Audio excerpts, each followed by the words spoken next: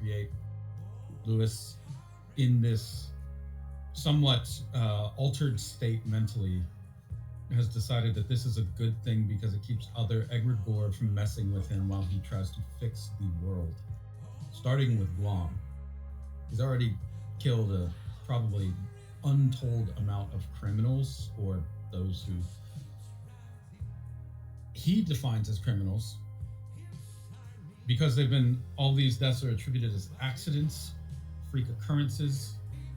Trying to actually pin murder charges on him would be extremely difficult. After all, even as an egregore, he'd really just have to think about it for it to happen, and it really wouldn't necessarily be something that would be his fault legally. In the same way that you can hope someone gets hit by a car and then it happens, you would not be taken to court for that. Unless they could prove, of course, that you were the god of cars, which, to be honest, is a rather difficult case to make. But he is. But he is. You gotta believe me, Judge. Your Honor, he is very good with cars. I have seen it myself. This is the ice speak. It's a car breeder. It's weird, alright. He's a car breeder, yeah. Yeah, you never heard of that? That's because Imagine trying to explain a car breeder to a judge who's just staring at you like you're insane. You mean he builds them? No. No. No, he breeds them. Okay, let me start over. So he breeds them. You know, when one car and another car love each other very much.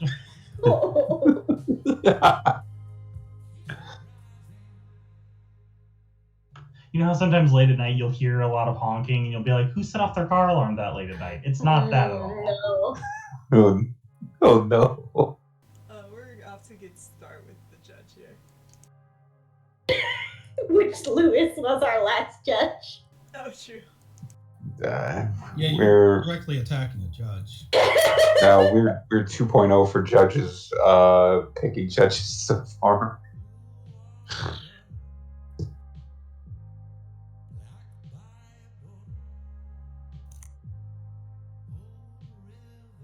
All right. So yes, we will get back into it in just one moment. I just have to grab the thing. I will tell you straight up, as players, if you couldn't gather from your first encounter, just trying to fight Lewis, fighting an egregore is like hand-to-hand combat, probably impossible for most people. You guys sort of, I don't know if you remember how hard it was to fight Carolina, but it wasn't like a thing you could just punch out. And Lewis is kind of a baby egregore, but he's still an egregore, so I would probably dissuade anyone from thinking that they will KO Lewis, if there's even anything to KO of him. He is made of basically psychic energy purely, and also even in his like original form, he could actually take a lot of damage before being killed, just because of all of his like cybernetic parts. Now they're divine cybernetics, which, you know, just take those two words, put them together, and there you go. Like, I think that pretty much sums it up. You're dealing with something that is a like god level robot man. So I do encourage thinking either outside of the box or around the problem. And remember, Carolina didn't go down because of brute force. She went down because of like largely psychology, weirdly enough. She used servants to kind of enforce her will, but it wasn't really until she lost her quote unquote grace that she became vulnerable. And then at that point, you know, escalation of power and de-escalation of other powers meant that she could no longer hang in the fight. Or rather, she just kind of like resigned herself. So yes, I encourage you to consider those things. We will talk about some of Lewis's aspects momentarily because we kind of have to do them from scratch, and this will be first egregore that we do. I'm not sure it's actually necessary or even good to fully stat out an egregore in the same way that in D&D you wouldn't necessarily want to, like, when you stat out a god, you make them killable, is the way that generally works. You are fighting one, sort of. He's not really, I'll say for your benefit, any egregore that you confront directly is not going to actually fight you directly, because that would be like, that's like a kid comes up to you and like kicks you in the shin, so you just break out your UFC moves on them. No, even if it's a really shitty kid, that's probably not a thing you should do. She's like, oh, poor baby. It's like, what an idiot kid. Or maybe, you know, like you don't just take him to the ground in a blood choke, you know. Yeah, you don't go, oh, what a sweet child, it's annoying me, and then immediately go into an arm bar. Yes, the children yearn for the arm bars. I mean, sometimes. Yeah, sometimes I do. You're They right. watch wrestling. You're right about that. But yes, I also understand, of course, you know, you gotta do what you gotta do as cops. You can't just let a man break the law. So we'll just have to figure it out. But I mean, that was a lot of words to say we can't arrest him either, so. I mean, I didn't say that. I just said if you think you're gonna like this is where the rubber meets the road on one of the biggest problems with the police in real life. The only way that the law technically exists is that the state has a monopoly on force and violence. It's the only way we really know that there's like an enforceable law. So what do you do when you do not have the monopoly on that? How do you enforce the law? Leroy actually brought this up to you guys. I forget when exactly. At some point he just said, you know, how are you going to do it without like killing or beating anyone up? How are you going to enforce the law? What is the law worth? If it's really just a matter of who holds the most force and most power and can do the most violence, then is it the law or is it just a prelude to evil? Question to be asked. It's a philosophical one, but I guess it's also technically a literal one here, because you'll have to try to enforce the law without necessarily being able to completely clobber the shit out of your opponent. How do you do it? It is a question that has left, I'm sure, many actual good, smart thinking people scratching their head. And for all of us who are also good, smart thinking people, I'm sure we will have to come up with a way for that to be done as well.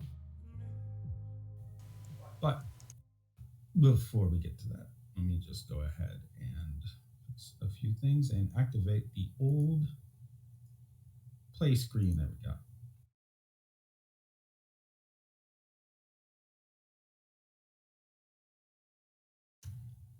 Okay. To briefly remind you of what happened in the last session, you acquired one Akashic record, or rather, you acquired a good hiding spot for it. You were tested by Dr. Jake Holmes as to whether or not you would give up the Akashic record to save the people of Guam. He seemed satisfied that you would at least put up a fight before that happened. It was just a drill. He is still kind of a jerk, but it was just a drill.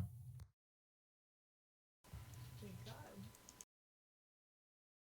God. You also were able to visit the interior dimension of the Akashic record before that happened, where you encountered a strange, angelic, almost godlike being called Genesis, who said that you needed a warrant and then kicked you out. You learned of the existence of the higher courts. Dr. Holmes describes their language as pure violence.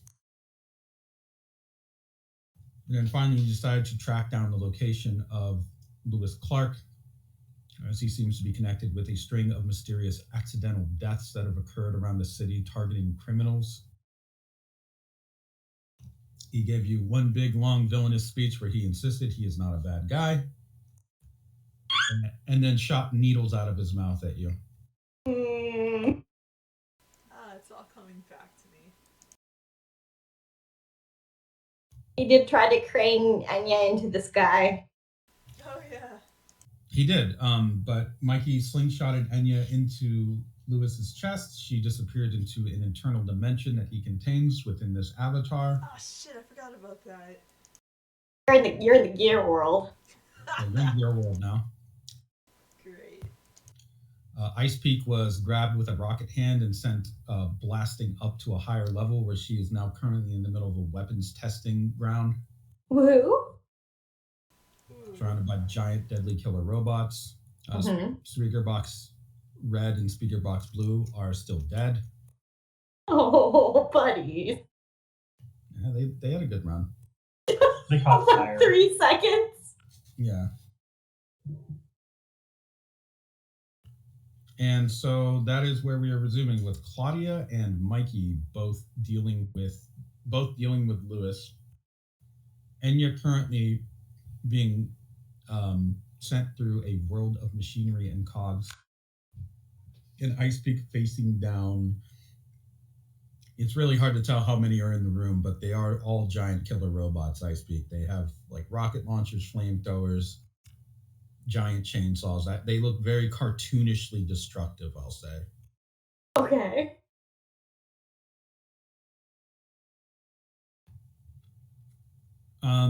Let's see what happened last time directly. I think Mikey, you tried to punch him.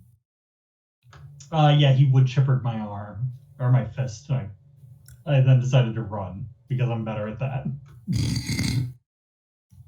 That leaves Claudia, who was, I think, about to be punched by an incoming Lewis Clark. I think so. Because a robot was trying to muffle her sound piece.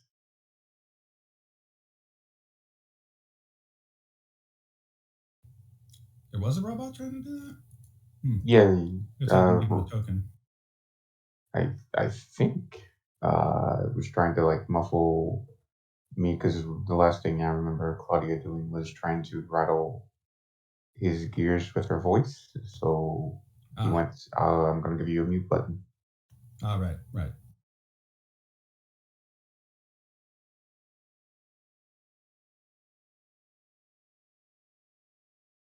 All right. I have to do that real quick. Just give me 1 second.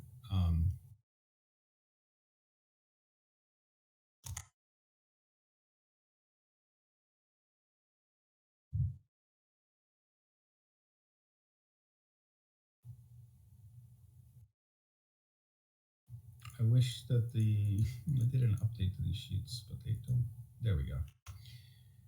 All right, Mikey token. Let me just grab that real quick, get that on there, and then we will be officially ready to go. I guess I should just delete Mikey from the scene, so I don't have to worry about updating the little token preview. Bam, you're gone forever, Mikey. Goodbye.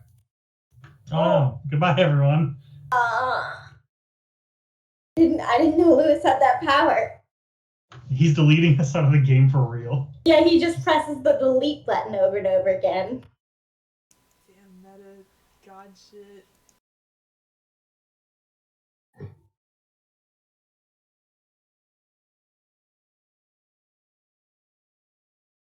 Oh, we also accused him of the audio demon, so it lines up. Who accused you? Lewis? Yeah, Lewis, because when... Yeah. I popped in the demons. Ah.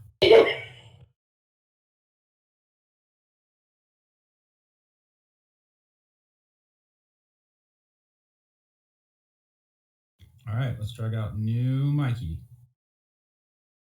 There he is. He's new. 3 weeks of training in the mountains. After his death, he came back. And we all thought he was dead, but no, he's alive. Nice. All right. So let's pick up with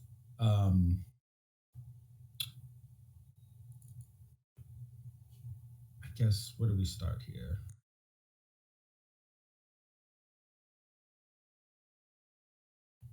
Claudia. Yes. Lewis is bearing down at you at a speed that is like pretty much on par with what you would expect from a high level, high molecular control merman. But it looks like he's not even like running. It looks like he's just walking very quickly, which would indicate to you that he's not actually moving he's not exerting effort to move this quickly. By the time he actually reaches you with one fist drawn back, the fact that he hasn't popped it off yet probably means that he didn't want to or is choosing to pause. Instead, he just holds it up and waits and starts to he uses his other hand with his index finger and thumb extended into an L shape and seems to be squaring it up with you. I would say you have a moment to react before he actually does anything here.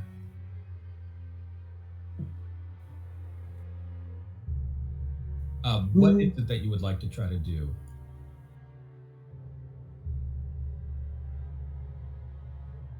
I feel like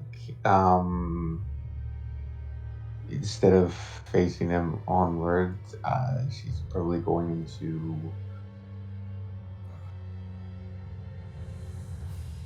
wait just one moment and then try to, I guess, use the robots behind her to kind of maybe tank the blow and put some distance, as much distance as she could possibly get, because she doesn't want to be hit by that. Okay. You try to just put the robots in front of you? Yes. Okay, go ahead and give me a speed roll. Righto. You're looking to beat a 5. Okay. Where is it? Oh, is it not switched yet? Oh, there we go. Sorry about that. No problem.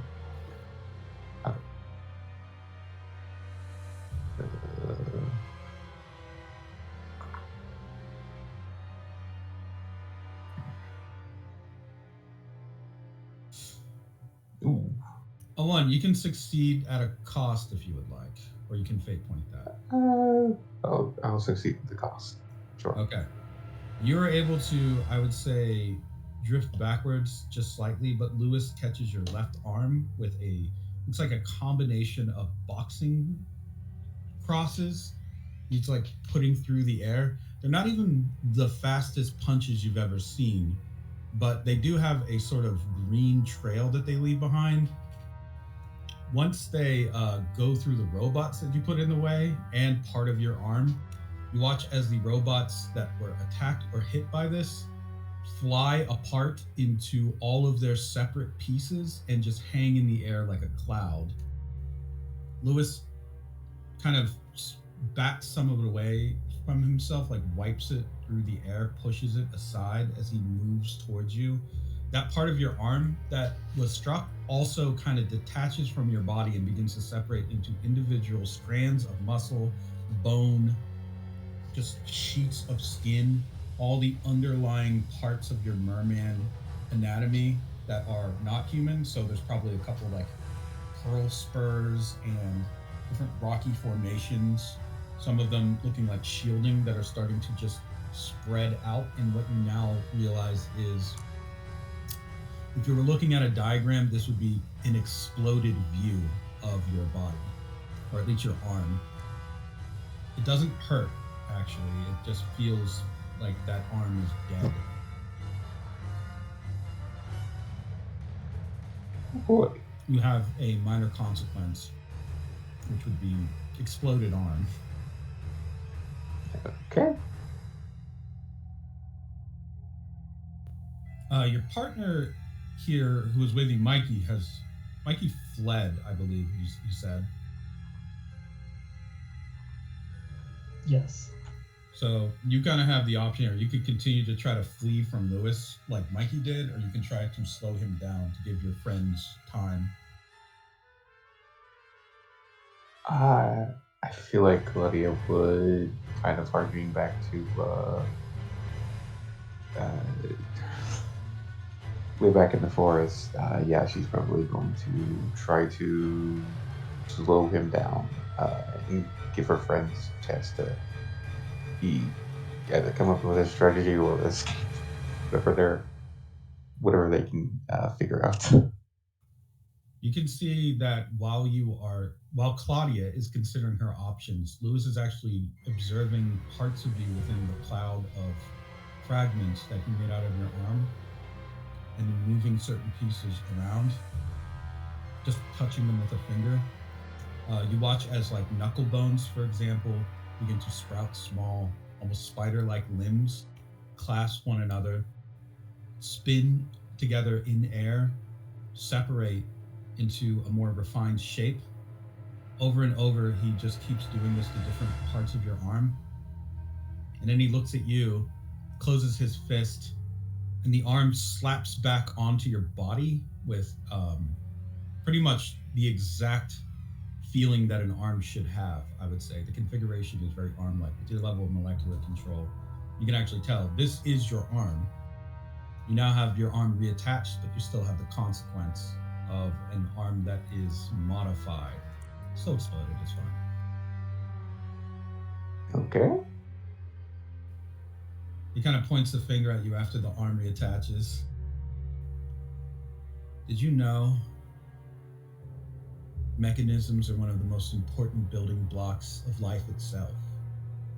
The exchanges of different proteins and chemicals is vital for the life of cells, for their ability to procreate, to continue the line of a species.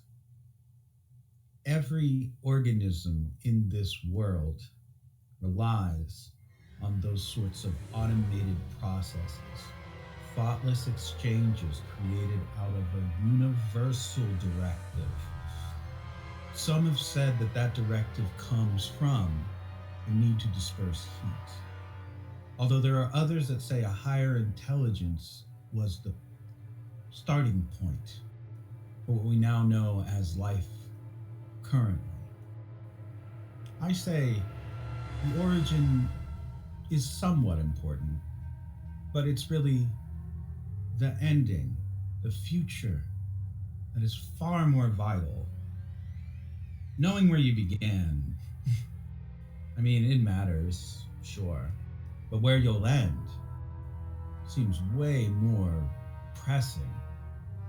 For example, you started out as something that Avicii probably spawned off of his body, but I doubt you'll end in a way that Avicii would have even wanted. Who knows? Maybe you'll even abandon your friends and decide that Lewis Clark really isn't the villain that everyone seems to think that he is currently. I mean, if my brother can spin the things that he does as being good for the moon, I don't see why I should have any trouble with my command over networks, communications, all manners of electronics. It should be child's play. Wouldn't it be better if you got on the winning side, detective? Or do you want to try to hold up the bones of a dying world so that the vultures can peck at it strip by strip till there's nothing left, not even the law? I think whatever the end is, I would rather go to it knowing I've been true myself than try to live a lie. I don't think maybe you've thought this all the way through. You seem like, I guess maybe you've just become disillusioned with how things are, but down here, we only have ourselves. And sometimes that's all we need is ourselves and our friends. And then she she does kind of look at the arm and go, I don't think machines are always going to be the answer. Lewis lifts his chin towards you. You can see his eyes are starting to glow with a very light green, almost lime a neon light as they go wide a bit. But you're wrong about one thing. You and your friends aren't alone anymore. This world's gone without a god for way too long, don't you think? I'm here now. Whether you like it or not, you're not alone. By the way, one more thing about mechanisms you should know. Did you know free will is a mechanism? It's true. A sentient mind uses free will as a sort of mechanism, whether it's a coping device or some sort of way to change how we perceive different options that we can take for our survival and for higher reasoning purposes. If I'm the god of all that's mechanized, wouldn't it be easy to just, he reaches forward with his thumb pressed against his middle finger, flip the switch, and then he snaps his fingers sharply.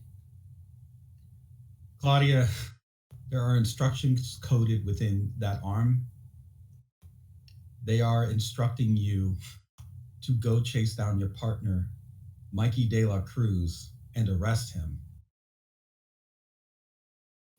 You are aware that you are under the effects of mind control as a siren, but it doesn't stop the arm and the nervous system that it's now connected to from overriding your sense of self. It's using electrical impulses to move you.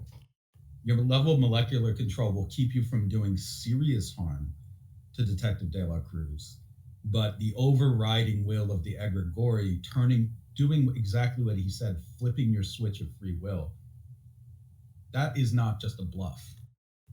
Once it's connected to you like that, he can invoke that arm that he just created on you, an improved arm, which, by the way, means you'll be better at the task that he just assigned to you. But you do have a function now. Your function is to capture Detective De La Cruz. And you kind of have to do it to the best of your abilities, really. So, where do you begin as like Claudia that has to hunt down Mikey?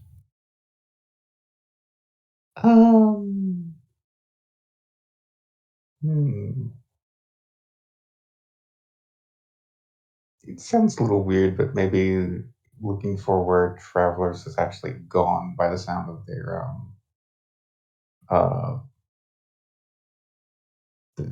do they The little like flip. little Yeah. planty wings? Good Kind of question, pinpoint. Mikey. Do they make a sound? I mean, I feel like they could, but I feel like that would also give them away if they did a lot. So it may be one of those things where it's mostly imperceptible, but probably to us we could pick it up. Because I feel like that would be something exactly in this kind of scenario where like Mikey's never thought about it and no one's ever caught on to it.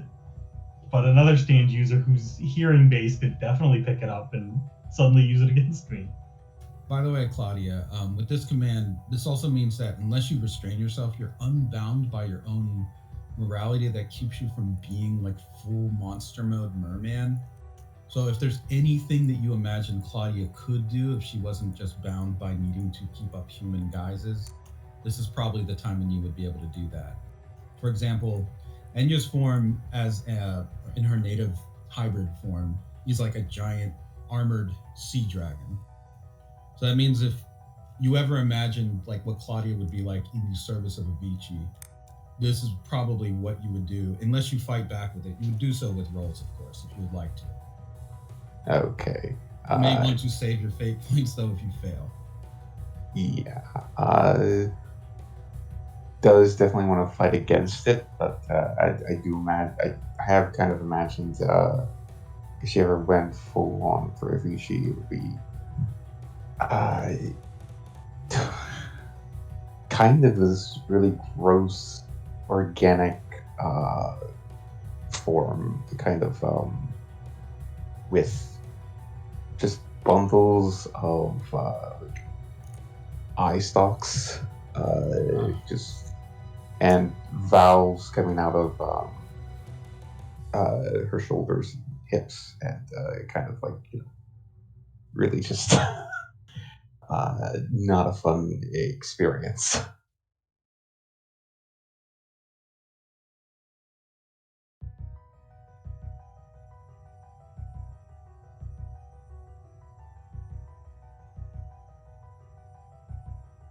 I'm gonna see if Midjourney can make something like that. In the meantime, go ahead and give me a durability roll against a passive difficulty of 6. All right. Yeah, it's very Tetsuo. I consider putting on Tetsuo the Bullet Man for surreal mounts. By the way, I don't know about the original. It definitely would be. Yeah, I think Tetsuo the Iron Man Body Hammer might be a little much, but Bullet Man might not be so bad. Maybe a 5. You managed to do it, so you can feel. You're still inside. You still have your consciousness, but you can feel like that urge of releasing that monstrousness. Instead, it's only that arm that Lewis improved that takes on that form, has those valves, and even maybe an eye stalk out of the shoulder. Sort of Witchblade like. You have this very armored, maybe it's got sharp clamshell fragments coming off of razor muscle blades, things like that. You guys have never seen razor muscles. They look kind of neat. That's muscle as in MUSSEL. Yeah. In either event, you now have kind of a cool organic weapon arm thing, but you still do have to chase down Detective De La Cruz. Your idea of using echolocation or some kind of sound to track him seems valid. So why don't you go ahead and give me a range roll versus Mikey, you are going to have to provide a slick roll. All right. Range. Where's my range? Okay. Oh, goodness. Oh! Mikey is using his own luck to defend himself. Fucking incredible. Perfectly balanced as all things should be. Mikey, where did you flee to in the facility? I think he just started kind of bouncing around. I don't think he was going anywhere with a specific designation because he doesn't know where everybody went. Like, he knows where Claudia is because he left her. He knows Enya's trapped somewhere inside him, I guess. And Icebeak got launched off, possibly into space. So. Maybe. Yeah, he's not 100% sure where everybody is, but he, if nothing else, he tried to run off so that Lewis would go after him, and then Claudia could make her way to Icebeak, and then Enya, I guess, can at some point explode out of his chest dramatically. Claudia, he hopes. Claudia, your modified arm takes out your Uzik, uses one of its fingers to rapidly dial Detective De La Cruz, and then forms a hand out of the palm and waits. So, Mikey, you have an incoming call from Claudia. I think he would see it, and I don't know if he would answer it because, like, with Lewis being this, like, tech god, what's changing his, his own phone number to make it look like Claudia's calling him just to get his location and, I don't know, punch him out of the phone. So he might just leave it. Might just leave it? Yeah, I think he just let it ring. Okay. Once the phone doesn't pick up, the hand turns and crushes the Uzik, and then just when the fingers open, the fragments are sticking out of its fingers, embedded into it. The fingers begin to slowly wiggle, and then cast a sort of shell-like coating onto the electronics. And then, Claudia, the hand, or the mouth that is in your hand, it closes into a fist, rises up into the air, opens up, and releases a very loud ping. Mikey, you definitely hear that, and your phone definitely responds to the ping. You can actually see it light up. Yeah, I think he immediately would like pull it out. It would get covered in a very thin film, and he would just launch it at or just stick it to something as he's kind of running, so that it just stays there. And Yeah. Just goes, just books it throughout this facility. Yeah, I think if anything, he would probably stick it somewhere and then find somewhere to hide to see what Lewis or whatever he sends out, whatever bot is gonna come and get it, like what it does, so that he can kind of learn and know and be aware of what's going on. Okay, then if you wait for a moment, what you see is Claudia walk into the room, directly go to the location of the phone, and just begin to look around.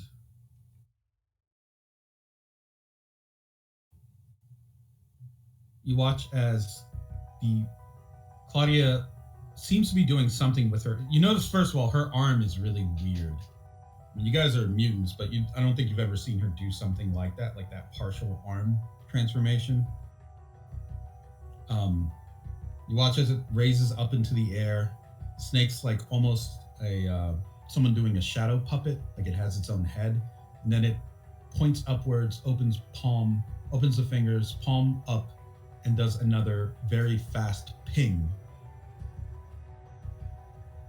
Claudia is now just patrolling the room that you're in, doing these pings kind of sporadically. Well, I don't like that. I was really hoping it was going to be the other way around, but...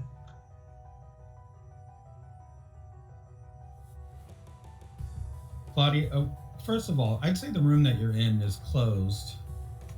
It's so closed, like it's such of a certain construction that I'll say there's enough metal around and panels, Claudia.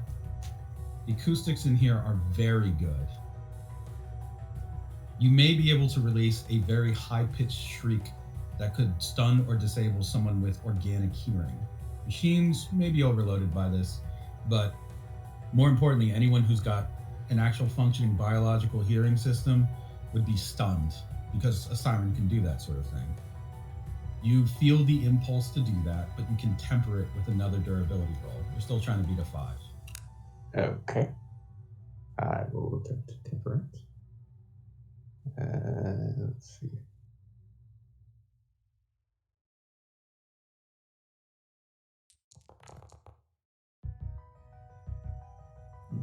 Almost. A 4. You can either succeed with a complication, or you can fate point that, obviously. I'll succeed with a complication. Okay.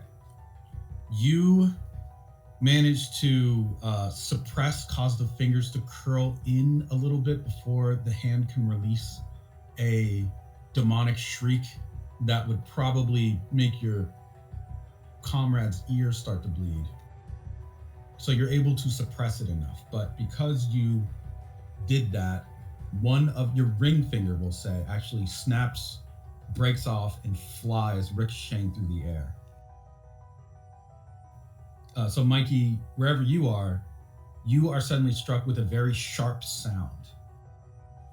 Like it's just overloading for someone who's a scout, by the way. Like or an eye type, like it's doubly damaging to you. So you have an opportunity here. You can either stay at your wits and try to navigate whatever the hell is happening, or you will take significant damage to your hearing if you don't cover your ears before the full blunt of that makes its way through your nervous system.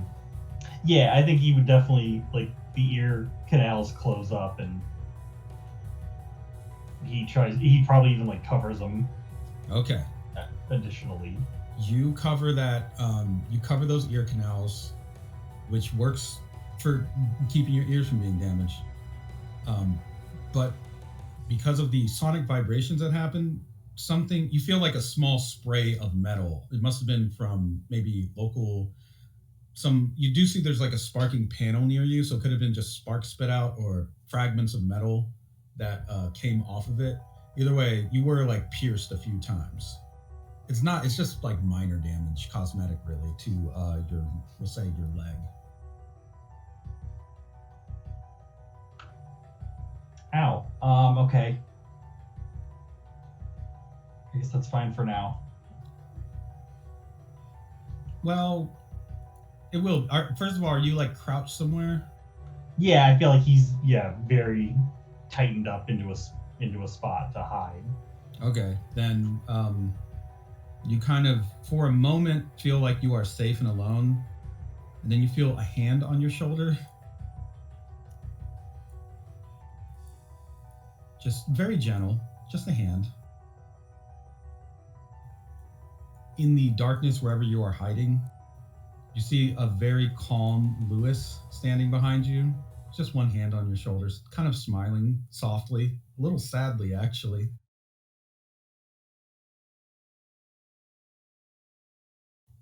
Hey, bud. Long day?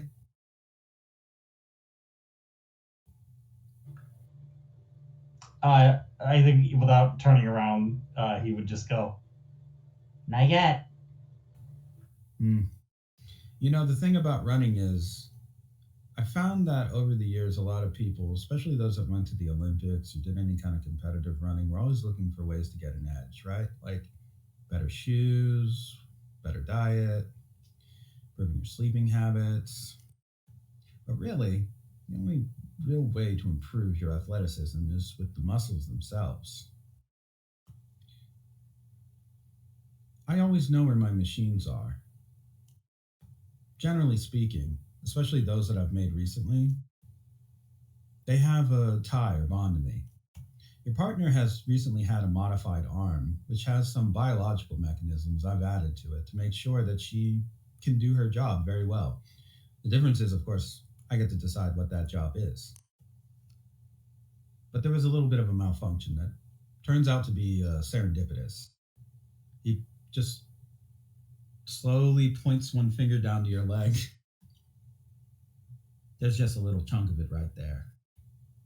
Now, mechanisms are an interesting thing because when they work against one another, usually one is stronger, now one wins. But when they're cooperative, with your level of molecular control, Mikey, you can actually feel that one of the fragments of metal that went into your leg is beginning to put out branches of circuitry through your body. When they cooperate, either through, I don't know what you would call it, chemical coercion, that feels a little bit offendery, actually. We'll just say more like finding the path of least resistance. When that occurs, very interesting things can happen.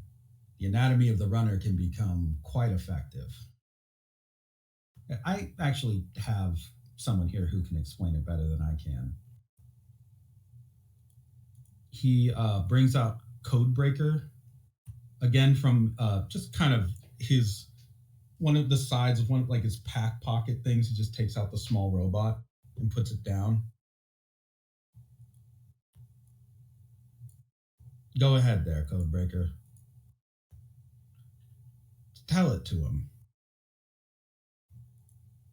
Codebreaker fixes his suit and then begins to address you, Mikey.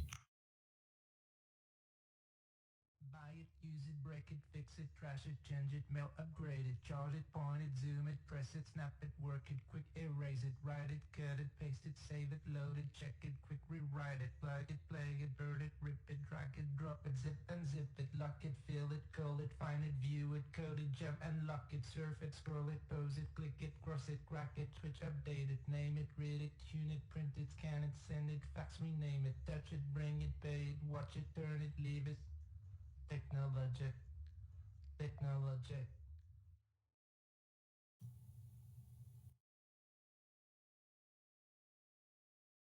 Mikey, the next thing that you know, you and Claudia are now on the hunt for your remaining team member, Icepeak, walking through the halls while bopping your heads along to a beat. You're both starting to feel it. The smoothness of automation, the mechanical precision. It's great. You feel great. You know what you're doing. You got a job to do.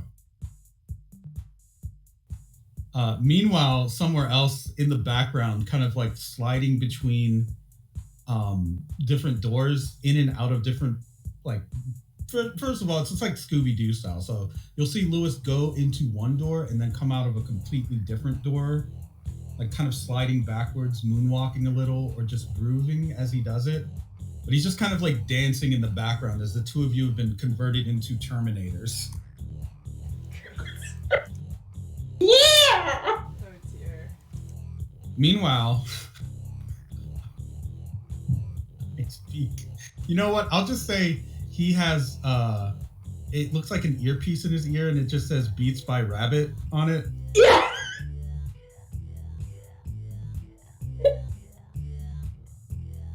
Your song!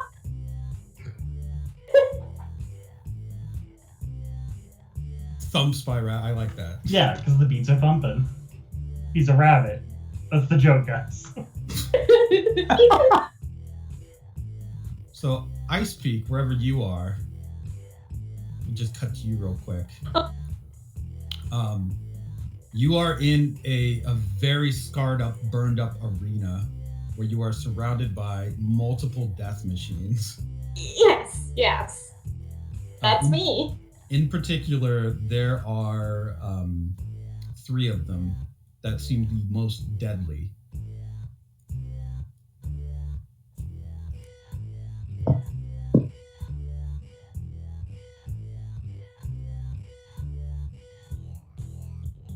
These look like I'm trying to remember what is the name of the robot Enya brought back? The cleaning robot. What did we call it? It's in the companion channel.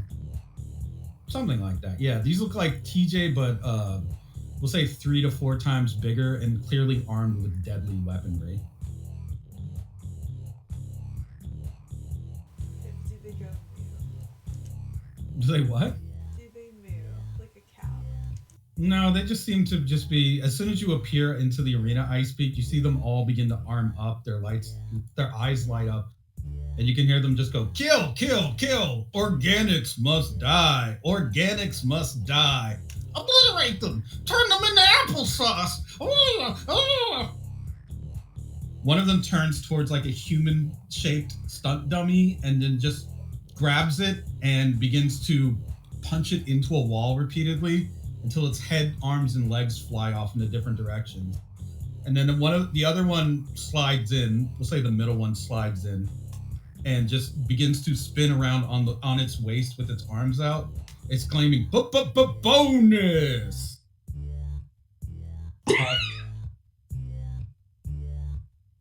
These robots seem to be quite enraptured with the idea of killing. They seem to be having a good time. They're having a very good time. They don't seem to have noticed you yet, though. No need to disturb them. I slowly slide backwards toward a wall. Can I feel the electricity go into this place? It's gotta be like a lot. This place is supercharged with electricity. I try to very quietly unscrew a panel from the wall, slip behind it. When you unscrew the panel, there's nothing behind it but a face. A face? It's just a face it's just a simple line representing 2 eyes and then a wider line representing a mouth. When you pull the panel off to reveal it, the eyes slowly open and just stares at you with just very 2 simplistic round white eyes. Greetings? Do you mind?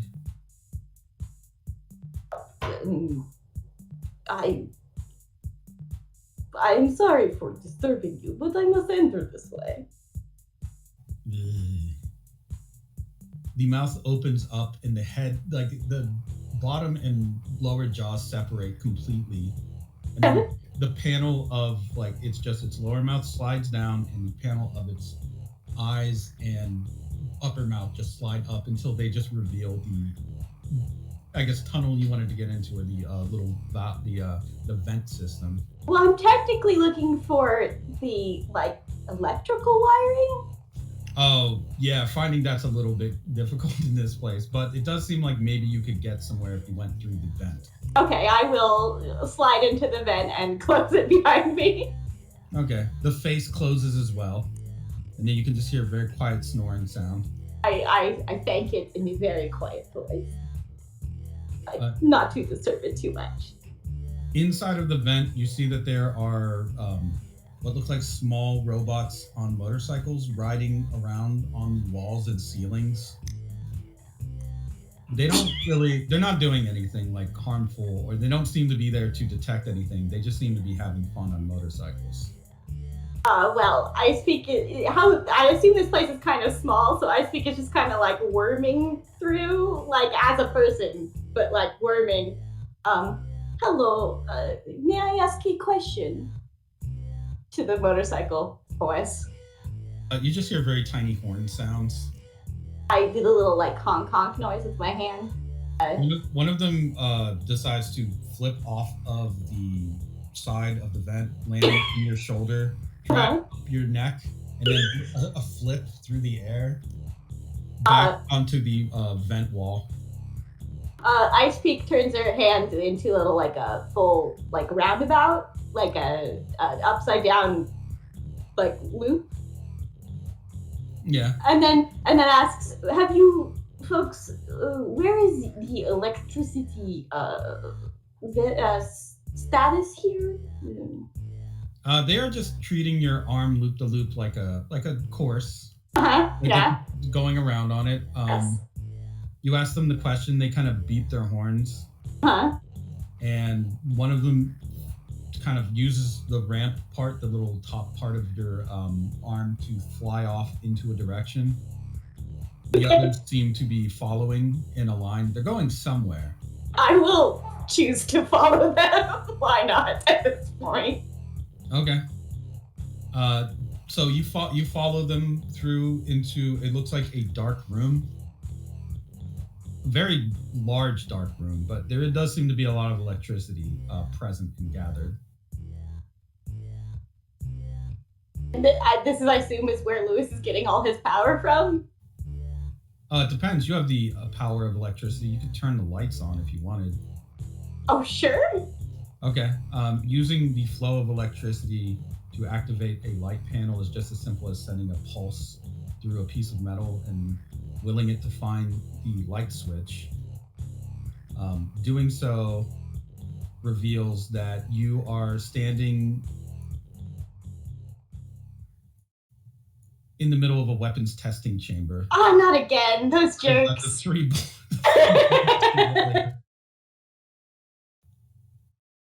And now they are very aware of your presence. The little motorcycle men are just spinning around their feet, pretty much, or driving up their legs to do tricks. I think just makes out a long sigh. And here I thought you had wills of your own. The first robot points at you, Ice Peak. The second robot, the one in the middle, points at you and says, "Do you understand the difference between elitism and simply a meritocracy?" The third one kind of spins around for a moment and then says, "Order of operations can be memorized by a simple mnemonic device. If I could remember what it was, I would tell you." I suppose you will have to show me your merits. Math is easy in this case. The robot holds up one finger. "You're one person. We just have to subtract that to get to," he closes his fist, "0. Oh, by my estimations, that makes 3 left. That sounds like a threat.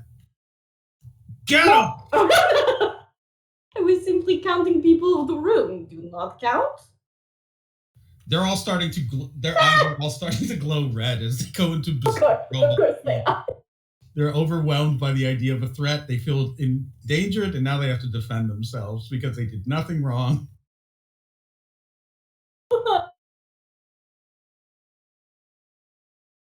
I speak.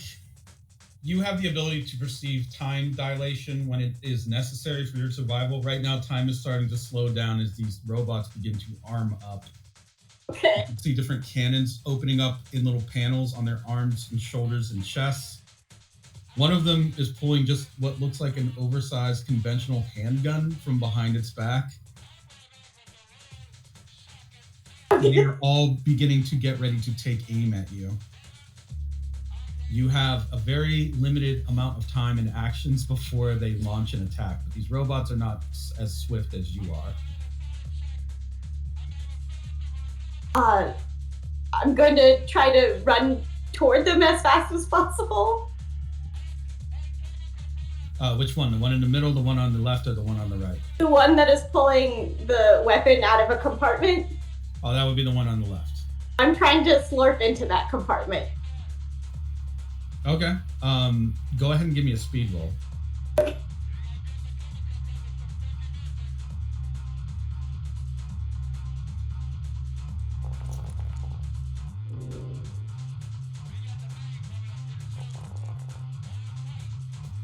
You're gonna have to either use a fate point or. Oh, that's you. Okay, sorry. Yeah. You have to use a fate point, or you'll have to succeed with a consequence. I guess I'll succeed with a consequence. Okay. You get into this compartment. You're able to like snake your way into it. However, it's filled with a sort of insulation, a heavy, like a non-conductive liquid. Oh no! Yeah. Okay. It's got different like defenses against overloading, and that's part of it. Organics are not meant to be in there. No, obviously not. You're inside the back of this thing, but right now your electricity flow abilities might be hampered by the presence of this and like your immediate surroundings. Okay. That in mind, I'd say you pull off the maneuver. So what is it that you want to do? Well, I just assumed that they were going to shoot at me, so now they'll have to shoot at the other robot. But I guess we'll start pulling out the insulation. Okay. You want to start like removing it? Okay. Removing the insulation isn't too hard. This guy is. I don't know how experienced with robotics is Icepeak. Fairly, but not like an expert. How experienced is Icepeak with children's toys? Well, we've taken care of Lily long enough. I say that because the interior of this thing is basically made out of Legos. Really? Yeah, like pulling it apart is just like metal brick by metal brick. They're all interconnected. So actually, I mean, it's not difficult, but like part of you would wonder how the fuck does this machine even operate? How does this work? Yeah, how does that work? You hear a loud clang, thud, thud, and then your world turns sideways. So. They're fighting out there. Yeah, like as you're pulling out the insulation, you watch as the light sort of refills the chamber you're in. The middle robot is prying open the one on the left to try and get at you. Like the remaining two have knocked down their comrade and are now tearing it apart so they can get to you. Does he have an arm out? Yeah, I guess we'll say he does. I'll when he's trying to tear it, I'll try to slurp up his arm. Okay. Give me another speed roll. Okay.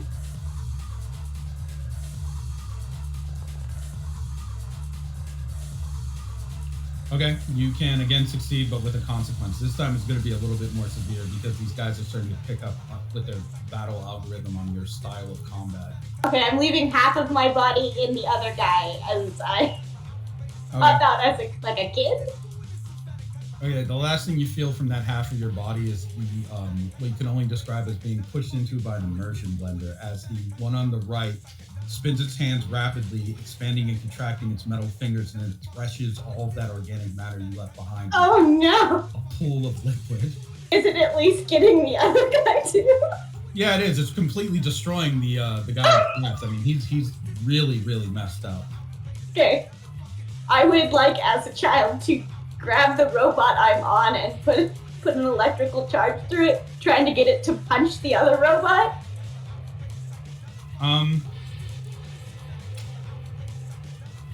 The one that's thrashing.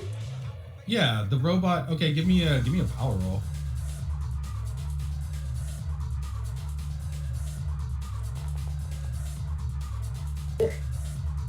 Okay, so you find you are unable to put the juice in to cause that robot to move against the other robot. Can I play a fate point using my flow? Well, no, you don't have to. Okay. Because the first robot, well, the middle robot will look to the robot on the right and then say, you know what to do? You know what to do? What? The robot on the right will nod its head enthusiastically and proceed to tear off the arm that you're attached to. Oh no! Okay. The robot on the right will look left to right and then look at the robot in the middle and then begin to slam its arm over its own head over and over like a club, presumably to attack you. However, because you're in a like highly armored shell, it's more like you're just getting squeezed a bit. Okay. The robot that, meanwhile, the middle robot with its sparking arm stump, it's practically bleeding out. Oh, buddies. As it says, good work, bonus! And then finally its head just completely detonates. The robot on the right sees that it's killed its two comrades and then puts the arm down on the ground very carefully. Carefully, gently. And then goes to the nearest corner, sits down, curls into a fetal position, Oh tucks its arms around its knees, and just starts to rock back and forth. What have I done? What have I done? What have I done? What have I done? What have I done? no! The trio of killer robots has been defeated. They were not very good at their job. Please. But you defeated them. Which is great because you can hear the elevator that leads up to where you are ding. The doors slide open and you see two familiar silhouettes standing beneath the light. Ominously, we'll say there's shadows over their eyes as they step off. It's Detective De La Cruz and Detective Cornell. I don't know if they've been taken over. You don't. Do they walk strangely or anything? Extremely efficiently, weirdly enough, and kind of in lockstep. I assume they also have a weird electrical charge. They do. Hmm. They do. It's very strange. Might remind you a little bit of your time confronting Soft Cell. Okay. Okay, I've got a question for you, I guess. Yeah. Can I animate the robots since they're partly organic due to Lewis's powers? Technically, they're not dead. Okay. The energy, the life energy, you could, like, I would say through your kind of like weird necromantic abilities, you can determine that the life energy that was used to animate them isn't the same as the life energy that is animating like people. As in, like, it doesn't just go towards a stream or like the place where the dead go. It seems to be returning back to owner. Okay, so I can't Weekend of Bernie's this. No, not really. You might be able to get something like weird fragments out of them, but they'd be more like depressingly like the spirits of children. Oh no! Very harmless, helpless, like sentience that What have I done? yeah, they just kind of are floating around smiling and laughing. They're not very useful, but they do seem to be happy, even though they've been destroyed. Okay, that's good. You actually, this is something I think that is important for you in particular due to how you... Some things don't have souls, but they do have sentience of sorts. And when they die, they don't have like a soul to make a normal ghost. They have a sentience that stays around. It's usually pretty simplistic. In some cases, it's just like this, like these kind of like very strange floaty blobs of emotion. In other cases, you may run into a shade of sentience that doesn't know its name, doesn't really know what it's doing, has like some objective that it thinks it needs to do, and isn't even necessarily the same as or attached to the thing that it was shed off of. Like a certain nameless detective that you've met, for example. Interesting. In the same way Okay. that these like kind of innocent little spirits are floating around, you may find other innocent spirits that are come from things that maybe are necessarily not the same as just a full-blown soul. Sort of like the ghost of intention in a way, or the ghost of a personality. These things left behind a sort of like mischievous, childlike joy or wonder or simplicity. So they leave back behind little, like, the giggles of children. Kinda, yeah. Or I think more accurately, the curiosity of children. And you would have noticed that in the little motorcycle guys, in the building blocks of the internals of one of the robots. This is all very childlike, basically. Can I infer something from Lewis from that? I mean, you can infer that maybe he should see a therapist, but Okay. other than that, you can tell that he enjoys the idea of blocks and building. He enjoys the idea of games. He likes leisure. He doesn't seem to take things very seriously, even when he should. And to judge by the efficiency of his killer robots, he either doesn't have a strong will to kill, or he's extremely reluctant to do so. Otherwise, killer robots like this, built at this grade with this level by an egregore, really should have just vaporized you in a second. But because they're bumbling, fumbling fools, So busy playing. You're too busy talking about the bonus.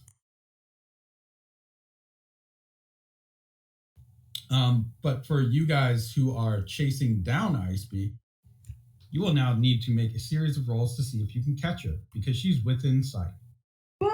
And you don't have free will anymore. So, that would be first, we'll say, Mikey, you're faster. Mikey, your leg has become like overloaded with this sort of circuitry, just like Claudia's, that is kind of just sending your body signals on what to do. So how would, first of all, you got to give me a durability roll to see if you can maintain your normal shape, or if you fully mutant soldier the fuck out. Yeah, that's not, unless you want to, you'd have to invoke twice if you want to get that.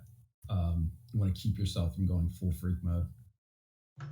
I think I might save it for a higher roll to overcome it, because I'm going to Okay. you do it once. I'll go freak mode. In that case, all of your rolls get a +1 when you are in pursuit of something that Lewis is telling you to go get. In this case, he told you to hunt down your remaining squad members from within the facility, which would be Yay. Icepeak, who's right before you. Icepeak, I guess the first thing you're going to see is, once you see these two silhouettes, you see... Mikey, how would you do this? How would you do this if you were serious that you have to catch Icepeak? Not kill her, but catch her. I think knowing that she's a swarm type and will do effectively what she's already done once now, and like splitting herself up, like I gotta keep her stuck together, so it would probably be just gooping her so that she can't keep splitting off into different smaller parts, and then just collect the bundle. Ah, smart. Go ahead and give me a slick roll. The 2. Icepeak, you'll have to give me a speed roll.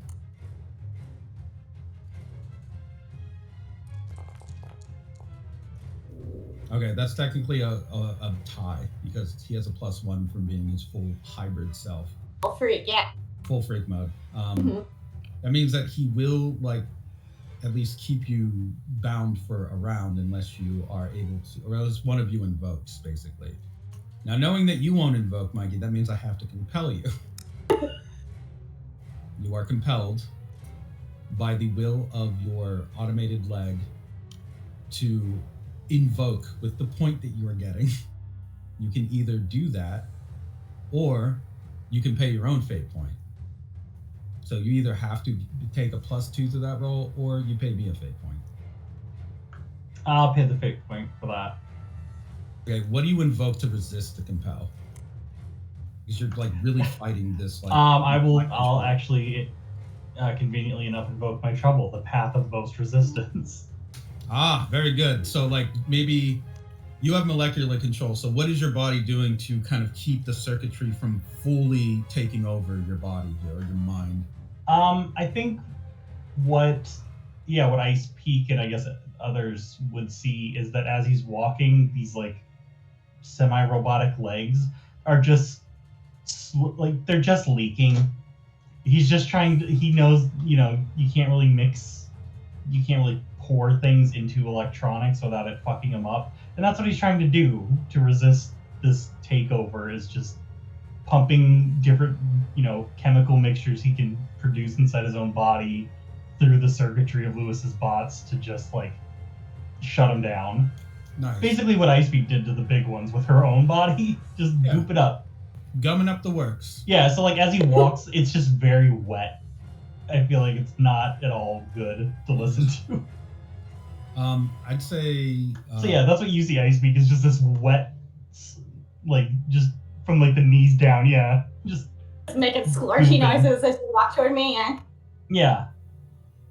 I speak. You have maybe a split second before Claudia can take her action.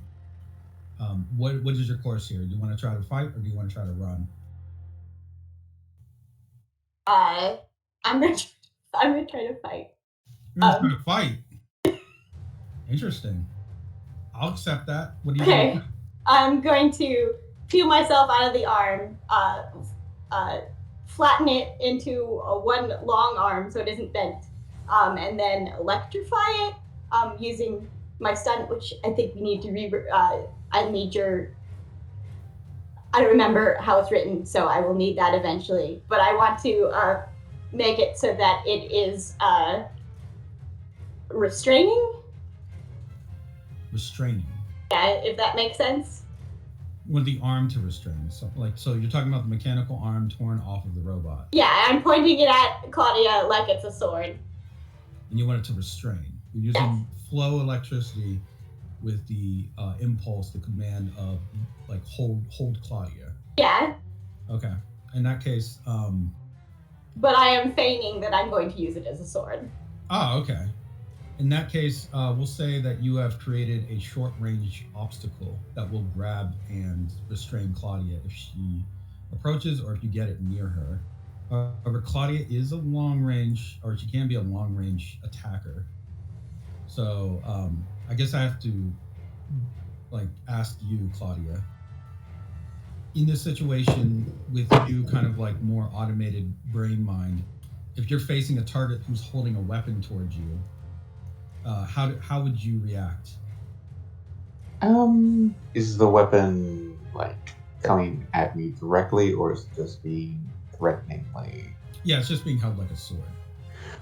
Okay, so if it's not coming at her, I imagine she probably keeps her distance, basically, and since she's kind of an expert martial artist, she is kind of used to some kind of weapon dueling and things like that. So it's probably keeping just out of the range of it and abusing the range so that she can counter attack. Okay. In that case, it'll come down to a roll. As you move in, I would say it's going to be Ice Peak. You would have to give me probably, we'll say, a power roll to see how well you can control this thing under duress to get it to do what you want. The roll of the obstacle will not be the same as whatever your result is. This is more of you just trying to maintain concentration on what you're doing, as you have to deal with a full-size Claudia that's modified for battle. while doing like really experimental stuff with your idea of flow. So it might be a little difficult, but it's possible with fate points. Okay.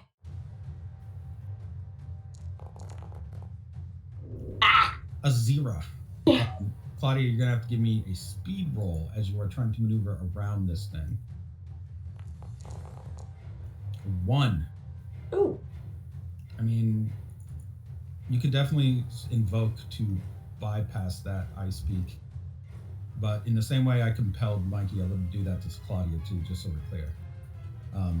I will either run them out of fate points so they have no choice but to take compels, or, I mean, that's really what's going to happen here. Okay. Eventually, they will lose both the out of game and in game ability to resist the commands that they are given. Well, I was hoping to get her in close, restrain her, and then try to electrify her arm itself, because I know it's got a switch in. Like, isn't that what's controlling them? Sort of, yeah. Yeah. I mean, that was like a lot of language that Lewis was throwing around about free will, but it's really just like chemicals and shit that are being electrified in like systems that are fucking with their nervous system. Well, I, as an electric type, can probably sense that, or Yeah, at least, yeah. So I imagine I could, if I can get them close enough, I can at least give them a fighting chance and like make their arm have errors. So that's what I was going for. Okay.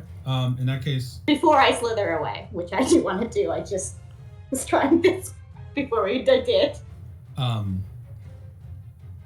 Claudia, you have to pass an obstacle roll now to get past the arm. Yep. Okay. Because the first roll is to see if iSpeak could maintain it. iSpeak, do you invoke to maintain concentration on what you're doing? Yes, I would like to. Okay. I will use unorthodox eccentric doctor because this is an experiment. I'm learning as I go. I'm learning as I fight. Okay. Claudia, you have to give a power roll. You are trying to pass a, let's see what it is. You try to pass a 3 to see if you can get past the obstruction and disarm. You will get a compel right now that you should follow Lewis Clark's directive and capture your teammate alive so that we can do further improvements to the rest of Aqua and release you as new law enforcing officers serving the laws of progress and science, not of simple arbitrary rules. In other words, you are going to have to either pay a fate point or +2 that. I'll pay a fate point. Okay, what do you invoke to resist the will of Lewis Clark? I kind of you say either Retrieval or the Last Shore, I think. No. Okay. Huh. No, your trouble's an interesting one, I guess. But you did put you sort of put Poppy to sleep a bit. Yeah. By sprouting the eggs. So you'd have to actually come up with a different personality. What is an emergent personality that would disrupt the mind control abilities of Lewis Clark enough to get you to not capture your teammate? This sounds strange, but someone who absolutely despises authority. Oh, Yeah. Oh, what about your rival? You could pretend to be your rival. You're the bullfrog lady. That's true. She despises authority. That is true. I guess, like, yeah, you watch iSpeak as half of Claudia's face turns to be, like, weirdly have darker makeup. Very, hair is more kind of wild a bit. And she even blows a bubble, like she's chewing bubble gum, but it clearly looks like she bit off a piece of the inside of her mouth and started to chew on it. What are you looking at, pig?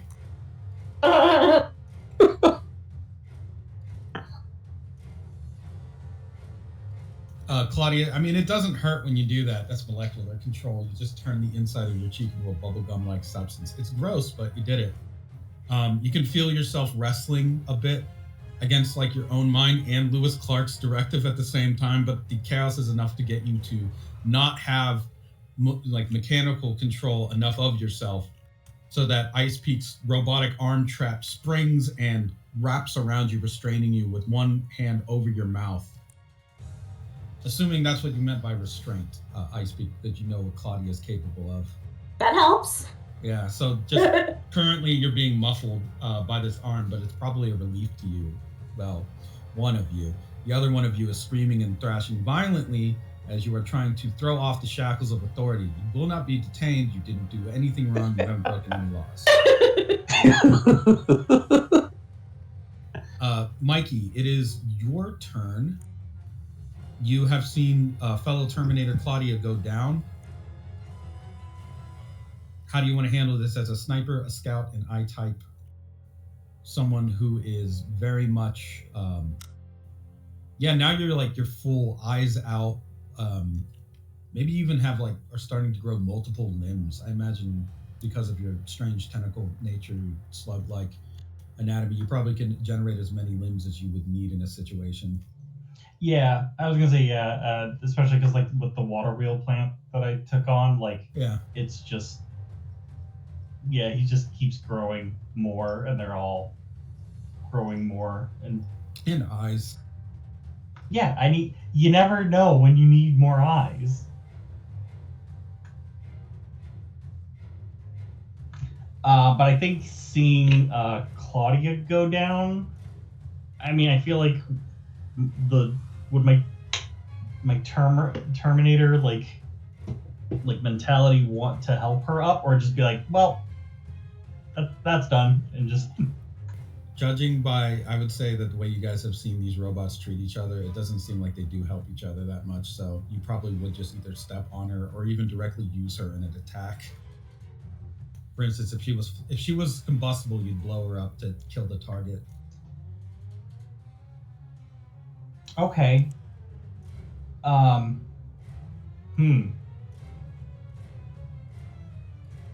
Then can I see her, I guess, badly malfunctioning? She's now a different person, I guess, or is that not happening externally? Oh no, you see she's definitely fucking up. She's having a full crash. Okay. Then I think with what Mikey knows about technology and how to fix it, sometimes you just got to give it a little thump. Can I grab her by her infected arm and try and swing her at Ice Peak? Yeah. In an attempt to both detach the arm from her. This is Mikey trying to free her of Lewis's control, but then also the Lewis Terminator bot of use her as a weapon. She's clearly not as effective by herself. Yeah, that's fine. Just go ahead, and I think that's just a power roll. Yeah, I'm just swinging a person like a ball, like a ball and chain. Right.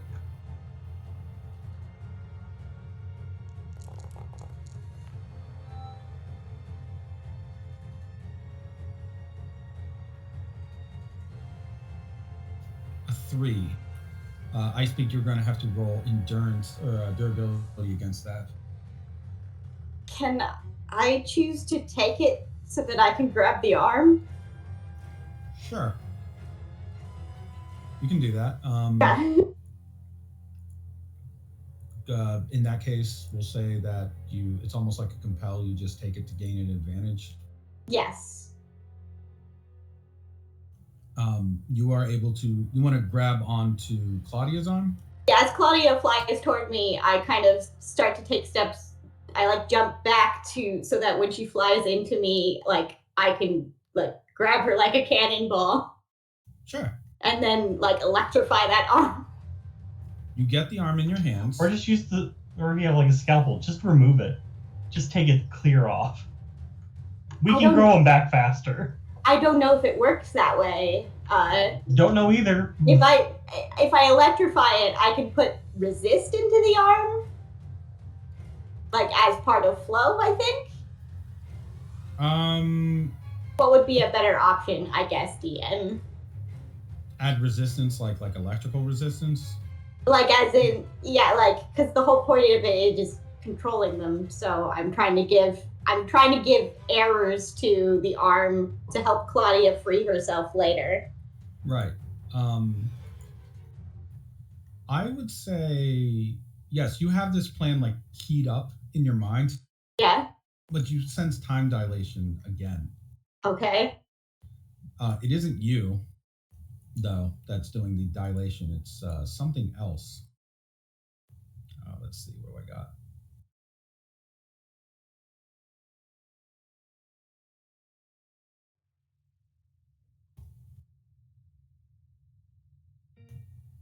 Someone is walking in. Oh no! They seem to approach very quickly, smack the arm away from you, and then in a blur, they just kind of are gone from your presence. When that happens, when the arm is smacked, you see a large spike fly out of it, and it would have struck you. But because the arm was smacked by an invisible force away from you, it instead goes and embeds in a wall. The actual reaction of the arm spike that was extending out of Claudia's arm was maybe faster than electricity. Holy It shit. looked like it had been trapped. That arm was trapped? The arm was booby trapped to do exactly that sort of mechanism if it were somebody were to pull it off.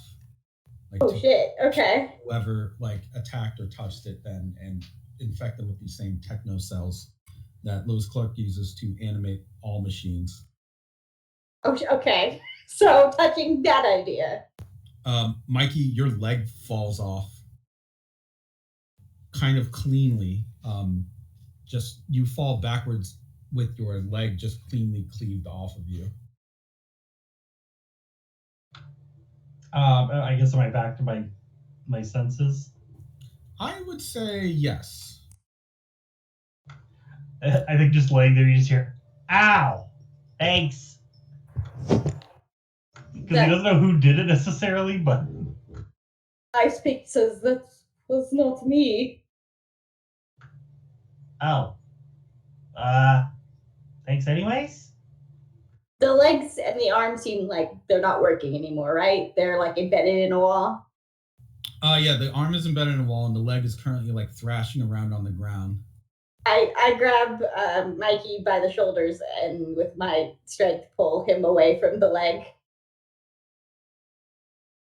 So Yeah, I think you can start. He would already be trying to regrow his leg.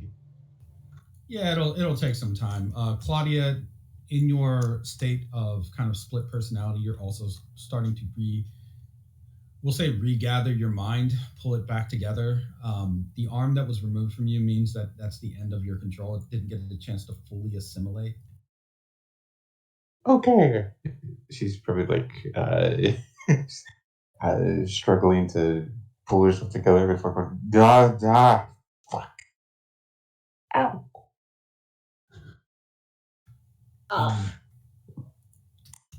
The three of you have, I would say, an awareness that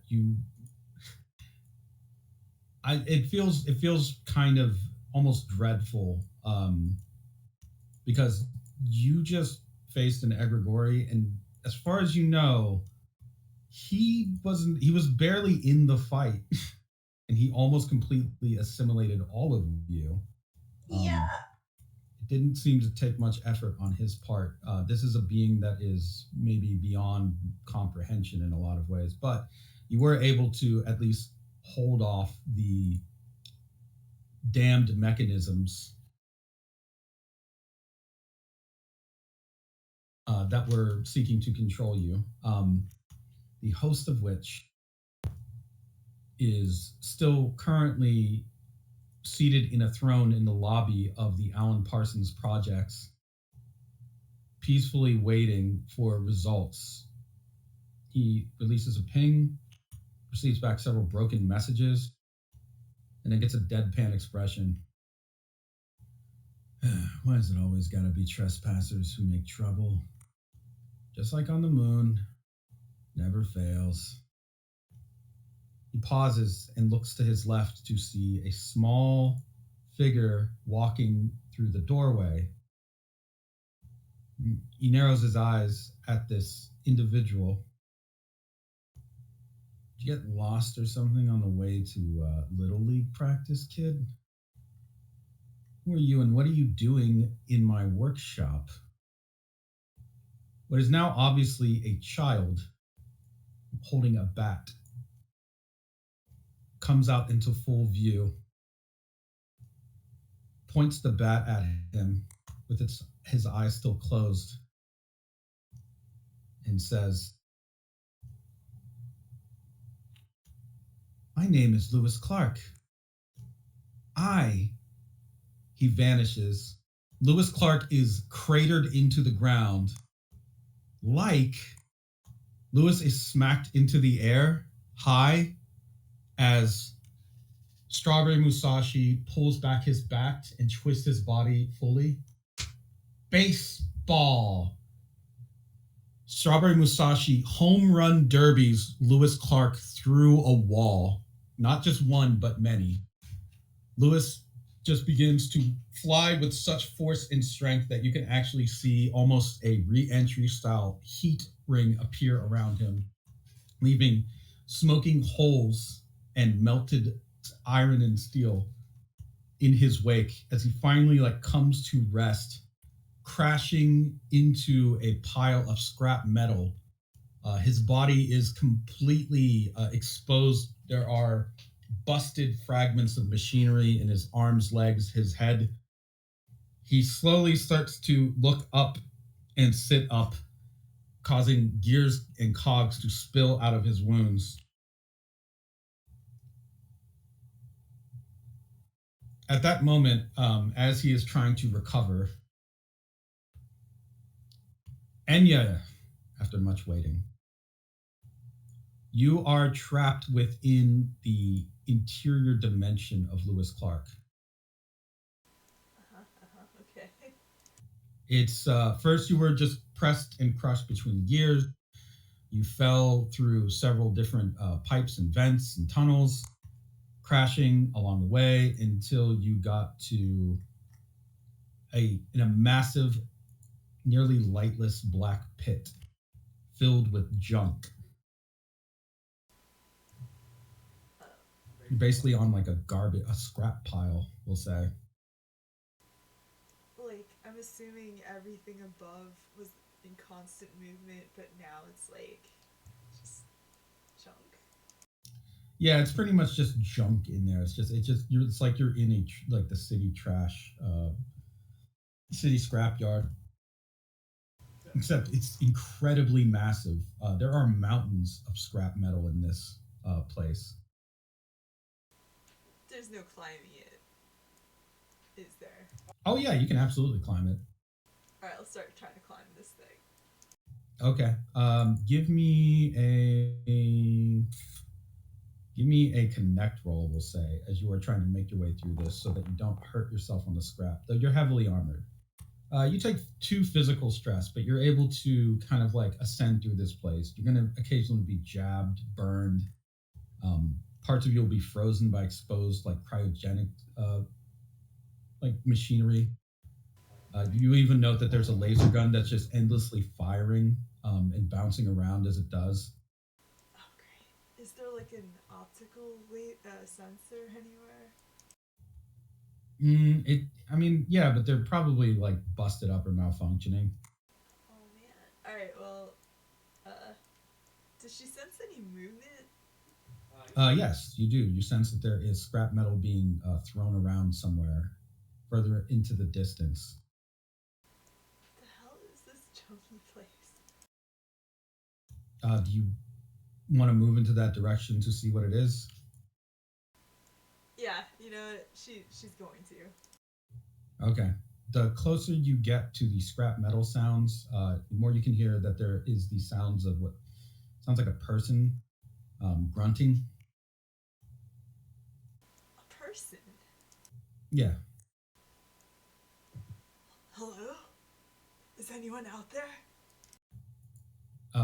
The sounds stop, and then you hear scrambling noises, like somebody's trying to quickly move away.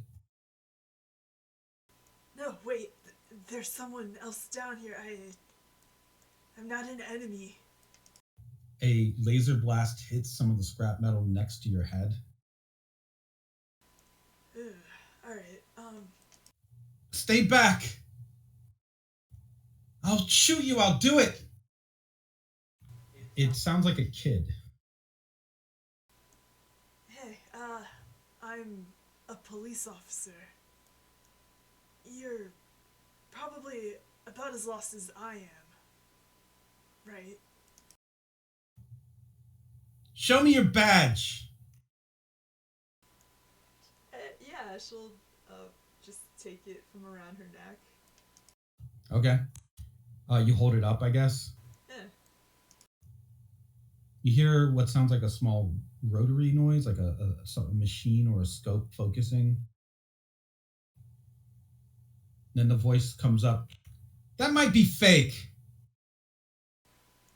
How do I know you're really a cop? So what do you say there? Well, I work with a team and I have a bunch of scars on my body. I don't know, what would Okay. prove it to you?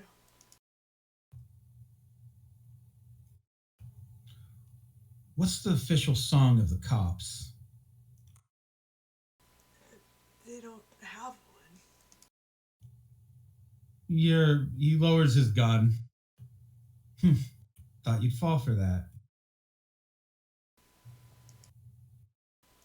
Well, whatever you want, I can't help you, so you might as well just go to your own trash pile. Wait, Then you can hear the sounds of garbage being thrown around again. do you live here? Over top the large mountain of scrap, you see what looks like, yes, a child wearing kind of scrap armor, carrying, it looks like a rifle, but it's made out of maybe dryer parts or a muffler. It has a trigger attached to it.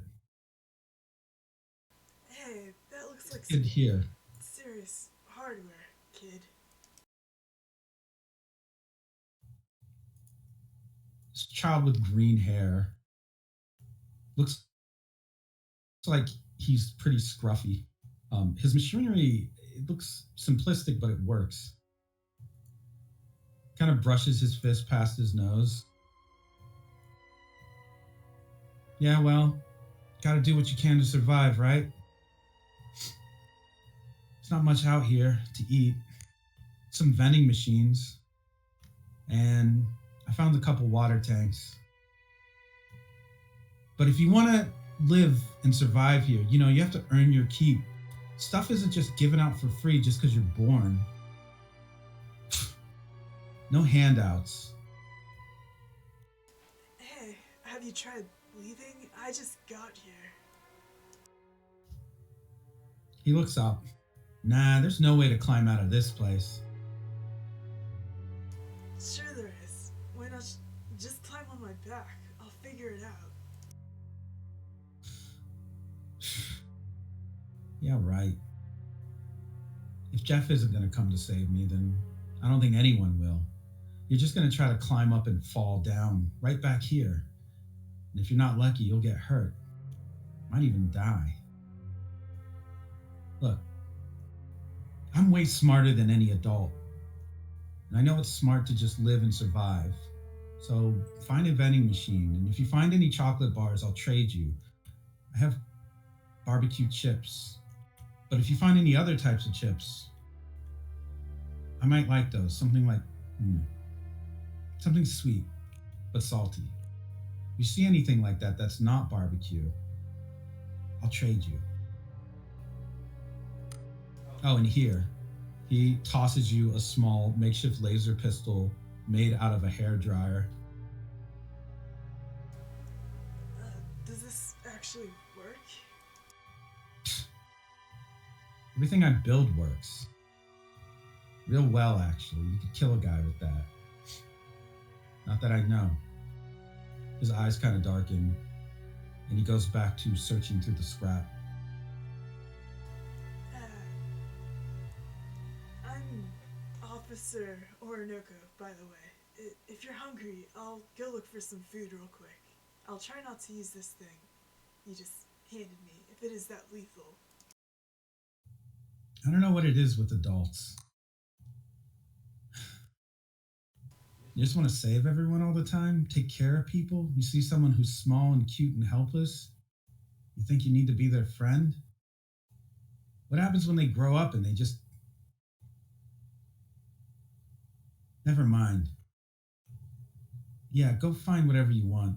I'm not going to thank you or anything. And if you even get any sort of weird idea, like I'm going to be your new friend or your sidekick, think again.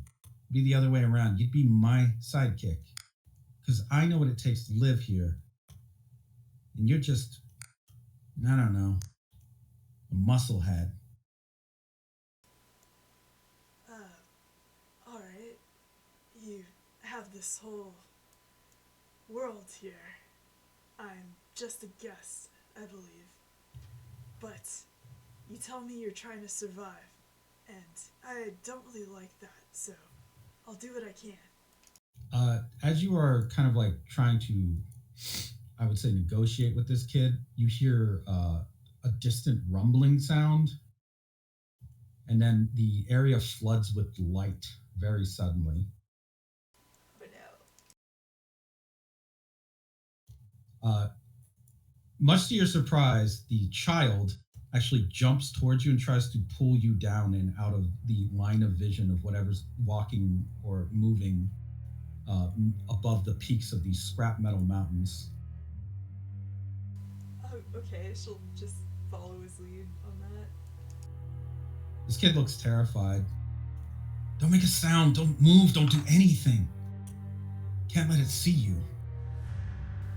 What is it? Shakes his head.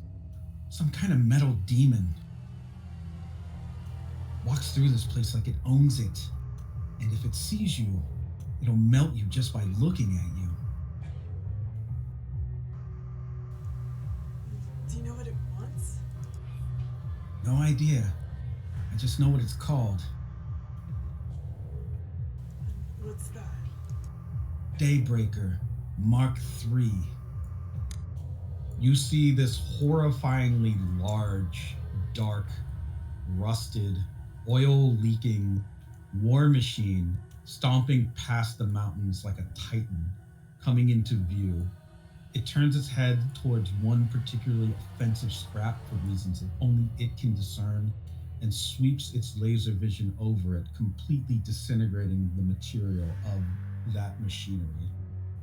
The large, gargantuan destroyer clicks its head once and twice, emits a very large cloud of black smoke from its ears, and then goes back to marching through this eternally stretching scrapyard.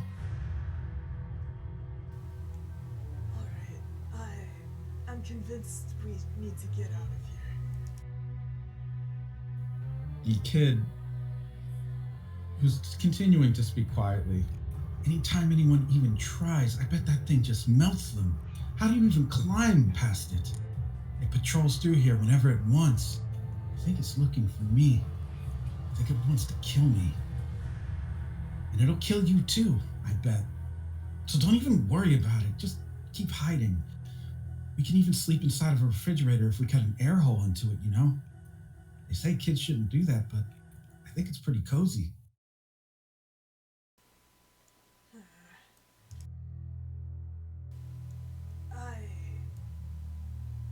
I'm gonna go investigate a little bit, alright?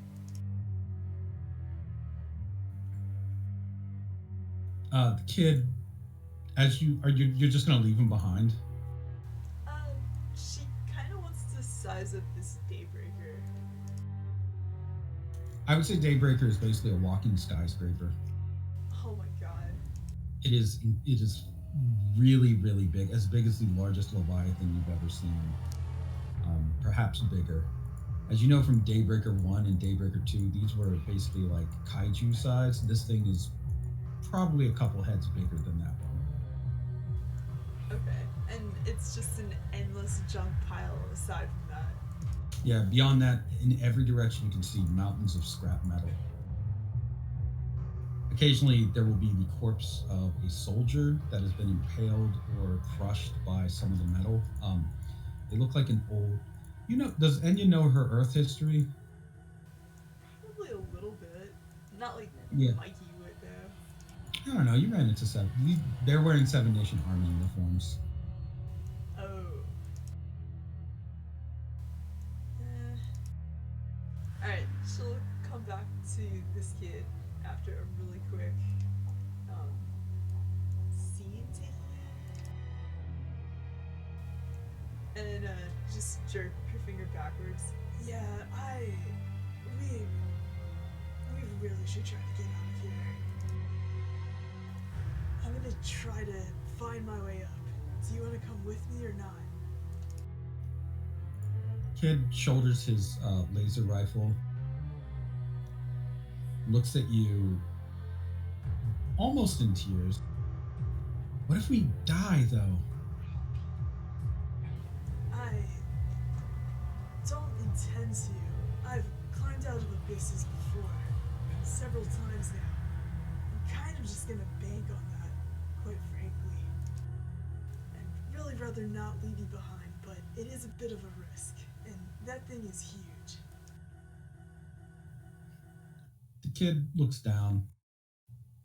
My name's Lou, so you should at least know that in case I do die. You have to tell my brother Jeff that I really did try. I tried to be brave like he is. I tried to be smart and quick. I tried to fight. I don't think it's going to be enough. The world's got too many problems. There's too much junk here. Lou, you've improvised weapons out of garbage, it seems like. You've survived this long on your own. I actually think you're pretty, clever. But you have an ally now. Use me. I'm not able to take the thing on, but I am pretty strong. Come on, let's try to get out of here. He waits for Daybreaker to get far enough away and looks back at you. I mean, okay, but can my friends come? I thought you were by yourself. Like, there's no other humans here, but he whistles, and you watch as from beneath the scrap metal, small, very junky robots begin to climb out from the cracks and crevices. Some of them are just as simple as what looks like a tin cup with small, thin legs and arms, and a couple wires sticking out of it. Another might be it just looks like a cowboy action figure that has had its head replaced with a webcam that is currently trying to run towards Lewis. In general, these robots do not at all look like they can help in any way. They're more like broken toys. Enya's large seahorse tail is just gonna encircle and wrap around them. Yeah, they can come. All right. In that case, you have currently one boy and one small army of useless robots. This will go well. Against one of the most destructive machines ever created. Or at least from that line, the latest iteration, the Mark III Daybreaker. The Mark I Daybreaker was an anti-vampire and undead elimination machine that used a concentrated light from within its head to focus down and burn its targets into nothing but ash. And the Mark II was a far more improved version, a version used to do battle with the Egregore Carolina. Daybreaker Mark III has concentrated the deadly features of the 1 and 2 and focused them on the pure elimination of organic matter, the one weakness holding evolution back: its reliance on humanity. The Daybreaker 3 will cleanse the world of that reliance. Great. Oh, we're gonna avoid that thing.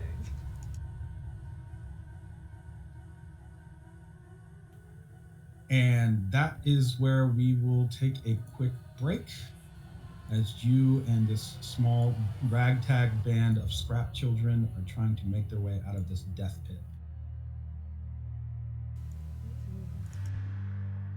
So take a quick 5 to 10, and we will return to deal with the outcome of such events.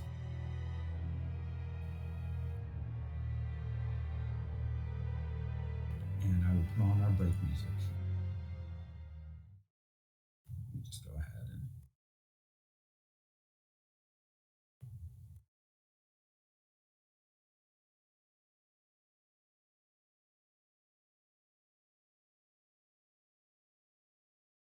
There we go.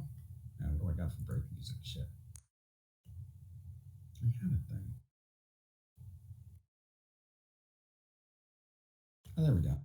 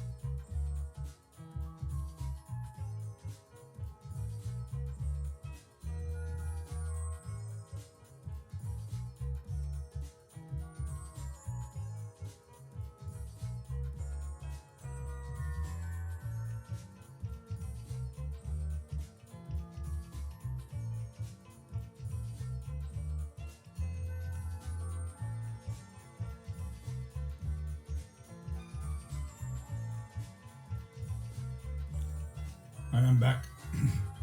Hello.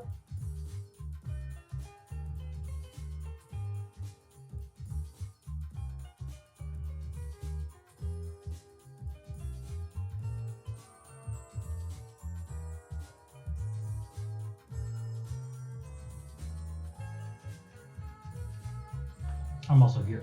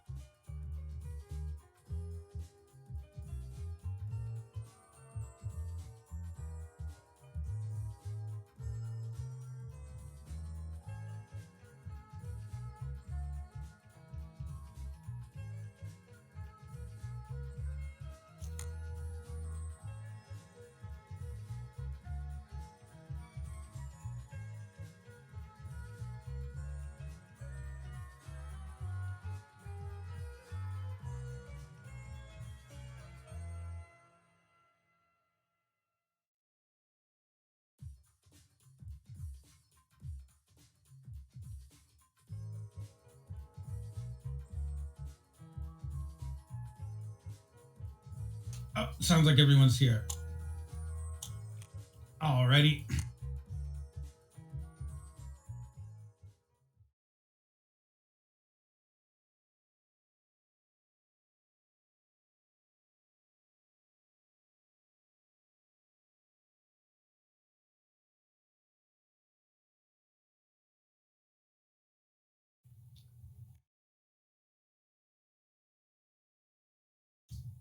All right.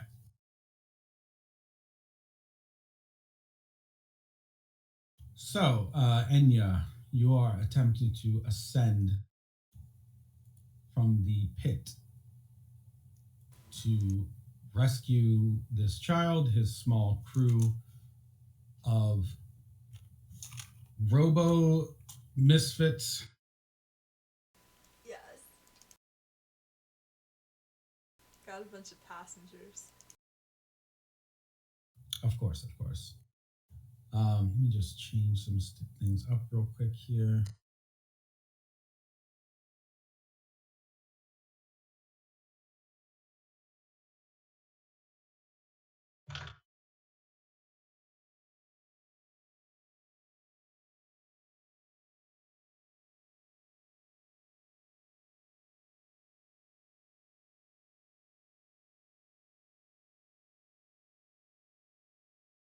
Uh, so,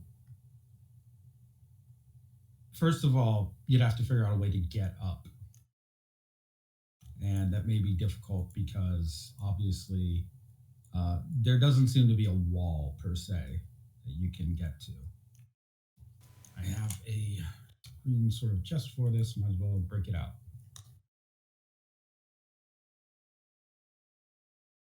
So we will start you off down, say here, token a little bit bigger, like that. You are navigating your way through this scrap pile. We'll put Daybreaker Mark III right around. Get him up.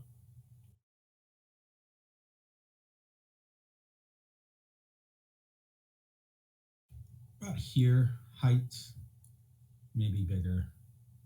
You can only make him make him so cartoonishly gigantic.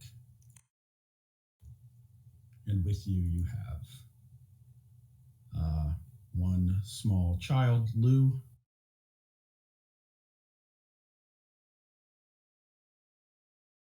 And a bunch of little bots.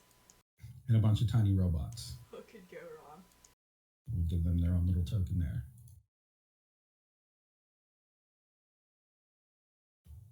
So you have to be able to figure out a way to climb up. And you have to do it quick enough so that Daybreaker Mark III doesn't turn around and begin trying to melt you and your companions. There are a few ways that you can go about this, but I guess I will hear you out first. Do you have what do you feel like Enya would do in this situation?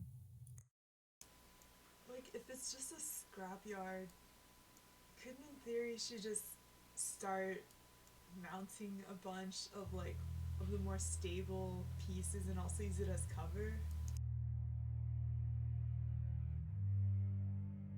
Also, I guess she would need to figure out like what direction to go. Is there like a pattern to Daybreaker?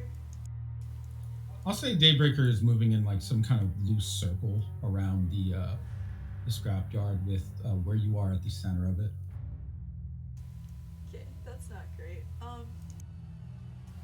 Yeah, I guess she'll just start gathering things.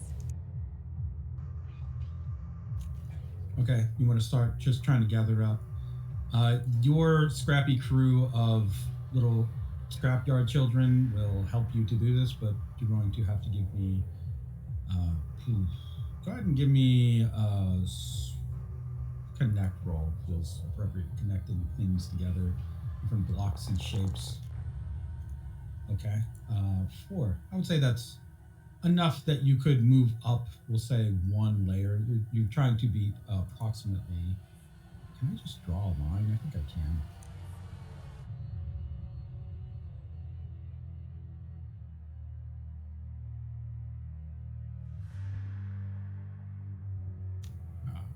White.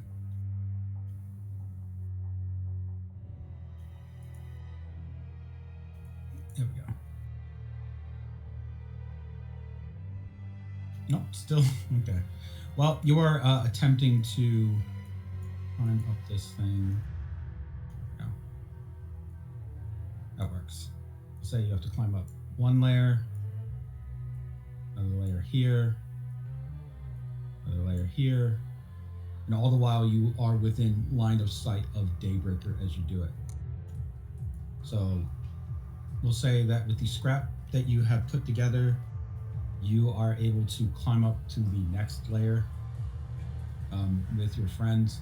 However, they will need to pass without drawing the attention of the patrolling Daybreaker.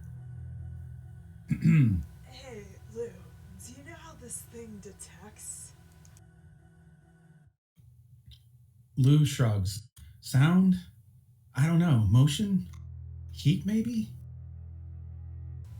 Oh, so it's just anyone's guess right now. Alright. Well, I can't exactly ask it, you know. Of course. I'm not that familiar with how robots work exactly.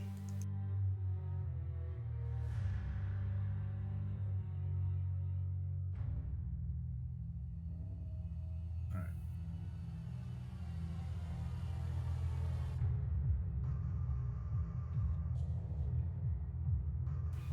What is that box?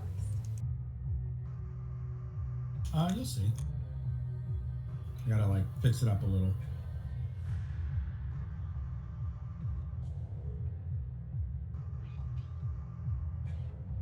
Make the text a little bit bigger.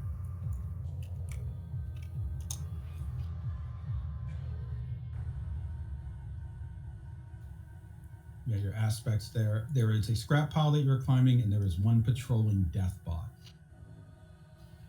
So, in order to bypass this death bot, you are going to have to basically get past its perceptive abilities, this radar sweep. It's going to sweep radar every single, we'll say, time that you would have between climbing up a scrap layer. It just was going to make one turn of its head to try and sweep over this area. If you cannot pass the stealth rolls to get by it, it will open fire with its laser eyes, as you've seen it vaporize things. Okay. You tell when it is getting ready to fire because it will start to glow. Yeah, that's a pretty good tell. Alright. Like, how do we do it? Like this. Yeah, it feels appropriate. For now, though, it seems to be just patrolling. So how do you feel like Enya would try to get through something sneakily? This isn't her first rodeo. She is an abyssal merman. Trying to evade the attention of a large predator is actually probably something she's done before in the very early stages of life. My initial thought would be to lower her body temperature and just kind of darken in color. Not like it's probably gonna help much. It's a robot. Okay.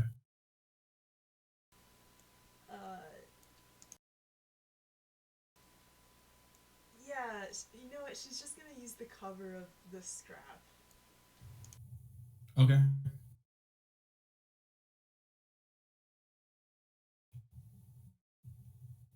Okay, in that case, it is time for you to move. What about for your companions? She'll go first and then kind of wave them over when it's clear. Okay, go ahead and give me a depth roll with a +2 because you're creating an advantage by creating a scrap pile. So it turns that into a 4.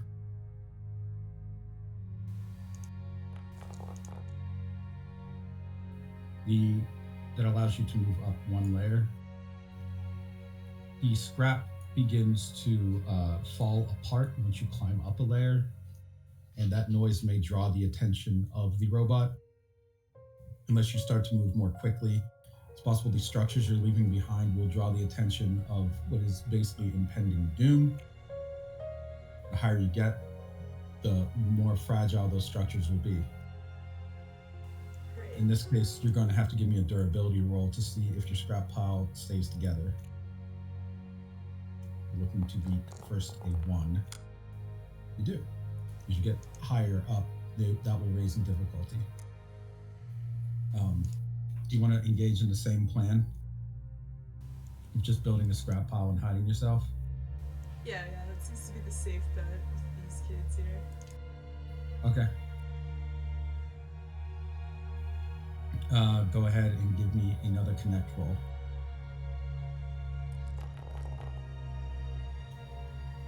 Your scrap pile is precarious, doesn't look safe to use unless you invoke something that helps you to reinforce it. Yeah, she'll invoke your lives mean so much, her motto. Okay. So just +2 it. In that case, you create an advantage. Go ahead and give me another depth roll.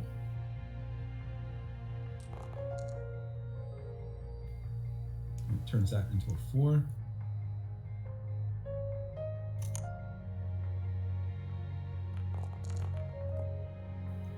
Okay. As you are climbing up, part of the prior structure begins to fall apart. You can, but the Daybreaker seems like it might turn its attention into that direction. What do you invoke? It's silly, but maybe finding the middle ground. Okay. How are you finding the middle? In this case, literally, are you trying to find like equilibrium? Balancing act here. Yeah. Okay. Well, that puts you at a 6. You're able to go ahead up to the next level. But there's a reason why the robot doesn't shoot at you first once it hears that noise. One of the little scrap bots has broken away from the group, bounded across the trash piles, and started to bang furiously against a metal can with a spoon, Hey, what are you? causing a huge amount of noise in the distance.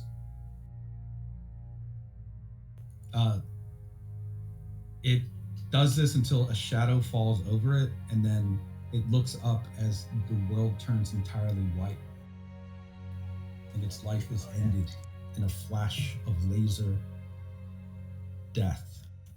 The intensity of it leaves nothing behind but two little sticks that are smoking, the legs that it once used to carry around its tiny body. Those two collapse and fall into the junk pile, lost in the shuffle.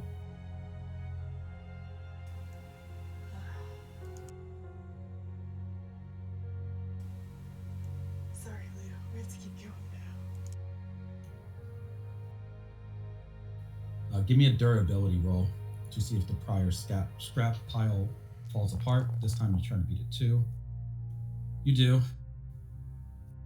For now, but the entire structure looks very precarious as the robot resumes its patrol. Nervous sweating. You're so close to what could be the exit at the top from the junk spire that you are creating. It's really a miracle that the Daybreaker Mark III hasn't noticed it yet.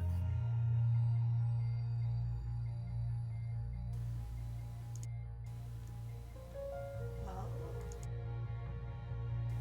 I'm sure it's pretty precarious up at this part. It is.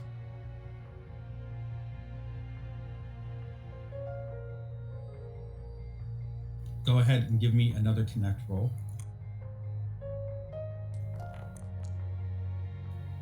With a 7. You find something within the scrap as you're trying to put this together. It looks like an extending telescoping support pole, some kind of spike. It says on the side of it, fake plastic tree prototype, Mark II.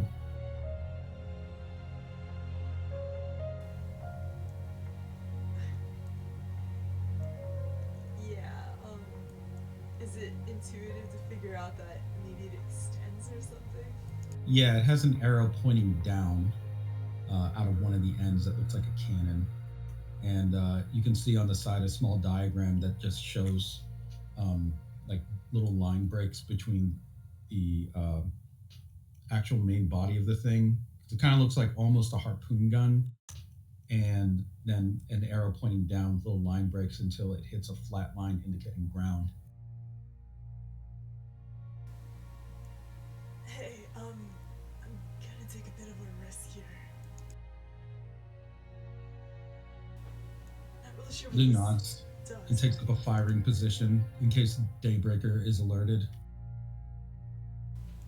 Alright, here we go. Hey, just, I met Jeff one time. He was pretty cool. Gave me a zap on the head. And right now, I'd like to think of that as a bit of a blessing. Lou just kind of scoffs at you. Yeah, right. He's not here because he's busy with work or something.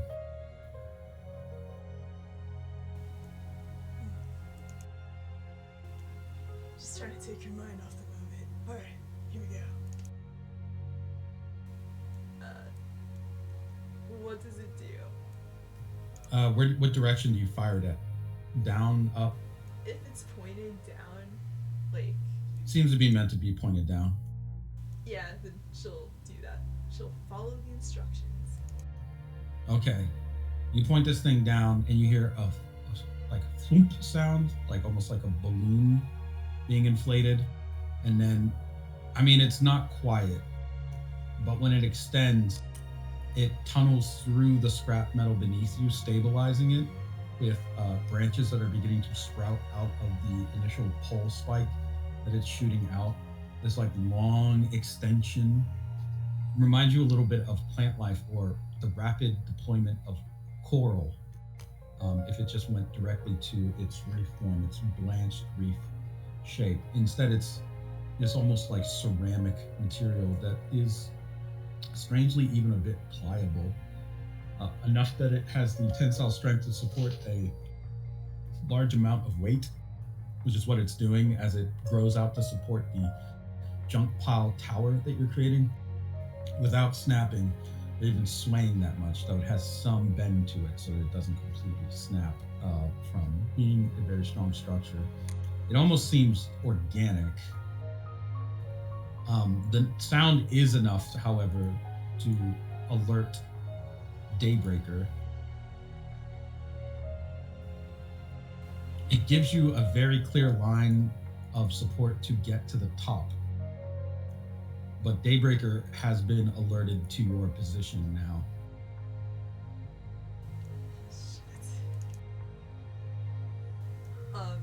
Is it like just looking at us and looking like it's gonna fire its laser?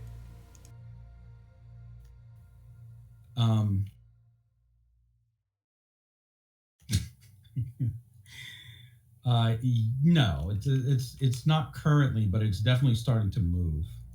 I just realized I could flip it horizontally. I do love how quick that 180 is. Yeah. It's aggressive. No. I'd say it's starting to stomp into your direction at this point.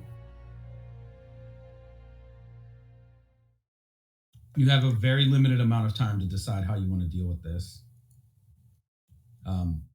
You could try to speed up with this new support system and try to rapidly propel yourself up out of this abyss, or you can try to give it a distraction so it can't remember or like can't just focus on firing at all of you at the same time.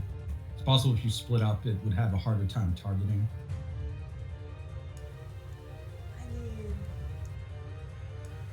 I feel like Enya's gonna break off like her tail and just like launch it, because maybe it just follows like moving living things. Okay. You throw your tail. You see the robot head. Yeah. Go ahead. Oh, never mind. Yeah, she'll just do it like a projectile. One of its eyes follows and just like lights up that tail while the other eye is focused forward. So just moving independently like chameleon eyes. Oh no. Oh, great. Alright, well. There's like no choice because he's just gonna get closer the more we freeze. The little scrap bots that were coming with you all pick up small, look like one has a matchbox on its shoulder, like a bazooka. It tears off the cardboard cover of it to reveal multiple very tiny rockets and fires them off. Another one is basically has a battery attached to its back that it quickly overloads by poking with a sharp object until it ignites and sends it flying off like a rocket pack as it takes charge towards the Titanic Daybreaker. Oh my god, they're so brave. What the hell? A third one you can see is on a small robotic horse that seems to be made from some kind of novelty keychain.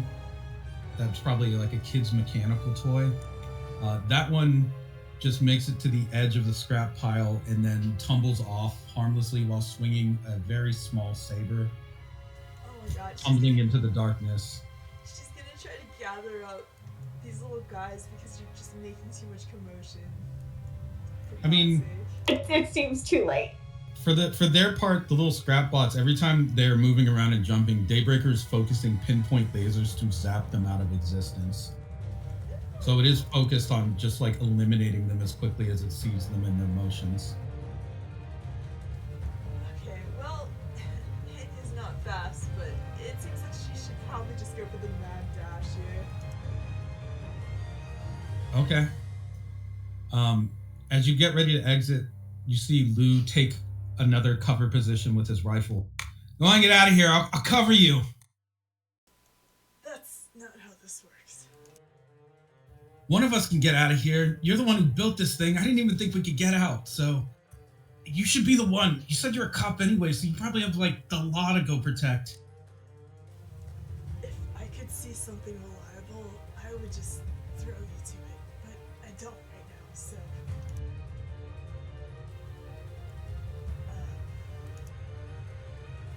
We're just gonna go for it. I don't need cover fire. As you say that, you can feel the intensity of a light building up, and your skin is starting to get warm as Daybreaker is turning his gaze directly towards you. That's not great. You are going to have to... Well, you have like a very limited amount of time here, but it is going to open fire on you. And Lou is right next to you, so it's likely he would be in this line of fire as well. It's a very large column of light that this thing shoots.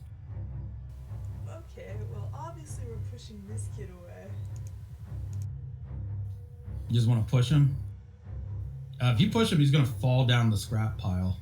Oh, shit. Okay, we're not doing that.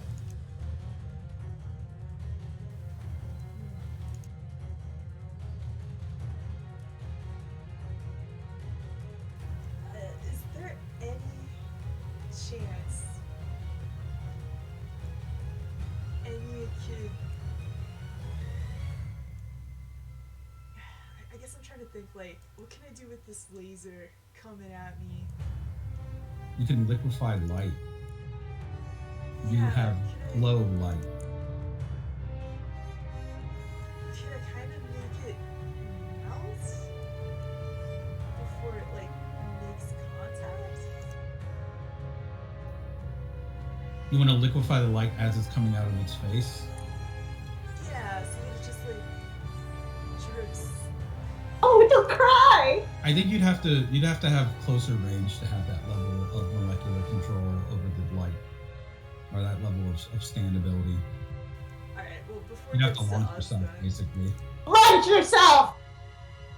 Sorry. Are you going to jump at the head of the Daybreaker through then? You know what? This thing is such a menace, and it would get it away from Lewis or Lou rather. Yeah, let's go airborne. As it's custom! But for once, of your own volition. So, okay. You can launch yourself at the head of the Daybreaker 3. It is going to open fire as you do, because it is a robot, so it sees you incoming.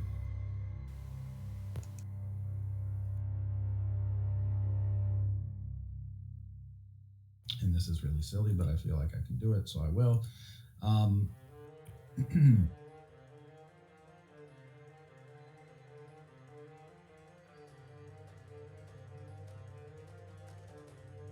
This really is the Zeppelin blessing. Flying. That's what she'll tell herself later if she survives this.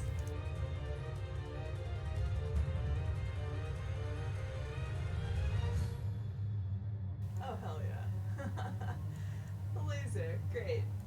Just Oh my god! gonna fly into the lasers. Yeah, do it! Action!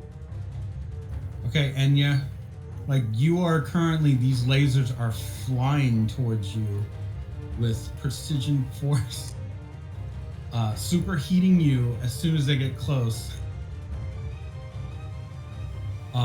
But you have Holy Diver on your side. Yes, and with the shield out front as if,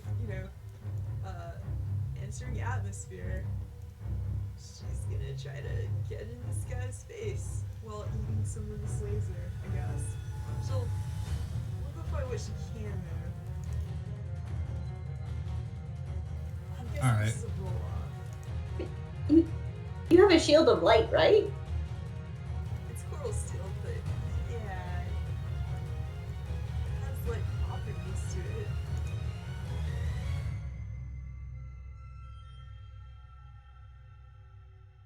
wow, it's really dynamic. Fun.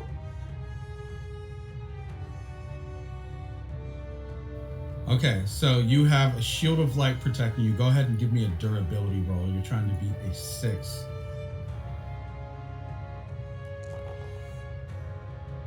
A 2. I need the 6 to connect with it, or just to like. Just to not get cooked to pretty bad crisp. This wouldn't even be a stress thing. You'd just take a consequence for it. Okay, I'll just.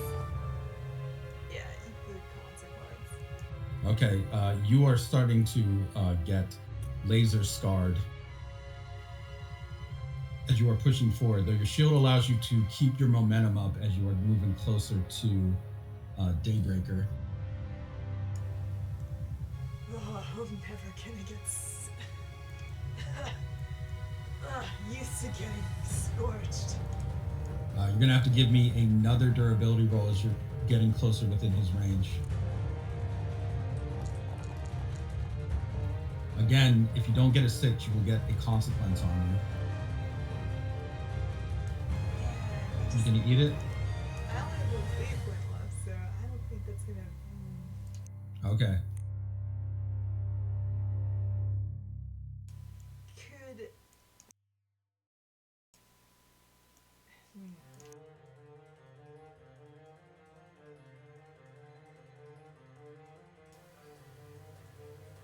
Okay, yeah, could I use Tactical Assaulter in my last fate point?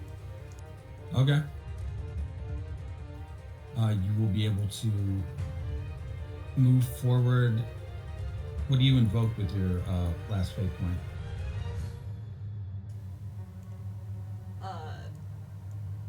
Assaulter.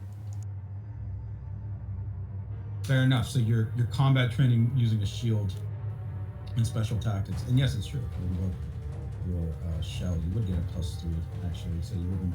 It doesn't matter. Either way, she'd make it. You're able to cut down on the burning power of those lasers and get about this close now, point blank range.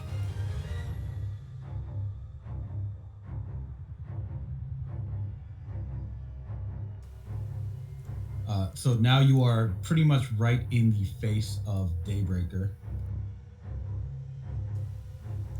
Yeah, I mean, if it's still firing its laser eyes at me, It is. can I get this melting action to happen? Sure. You're gonna have to give me another durability roll to stay within its range without you yourself getting burned and melted.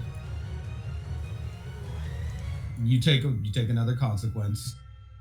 You are being what's a good one?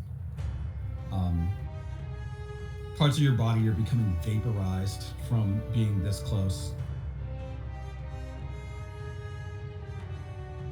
It's getting incredibly cooked. Yeah, no, she's having a bad time.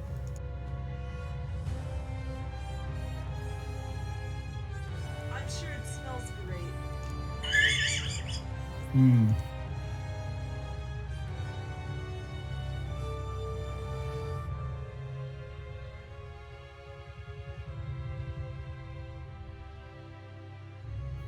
But you are close enough to Daybreaker now. I'd say if you want to try to launch your control, or do you want it? What did you wanted to melt his face?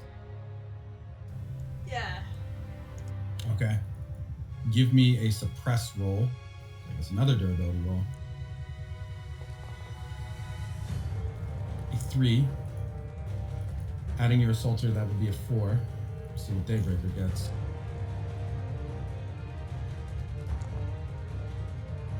A 1.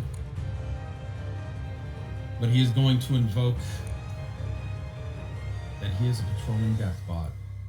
Just an aspect here of the scene, giving him a +2. And then he's going to invoke the scrap piles around him as he is beginning to draw them, the superheated elements, in through little feet shovel chutes that he has to further fuel his engine of rage to destroy, turning his 3 into a 5.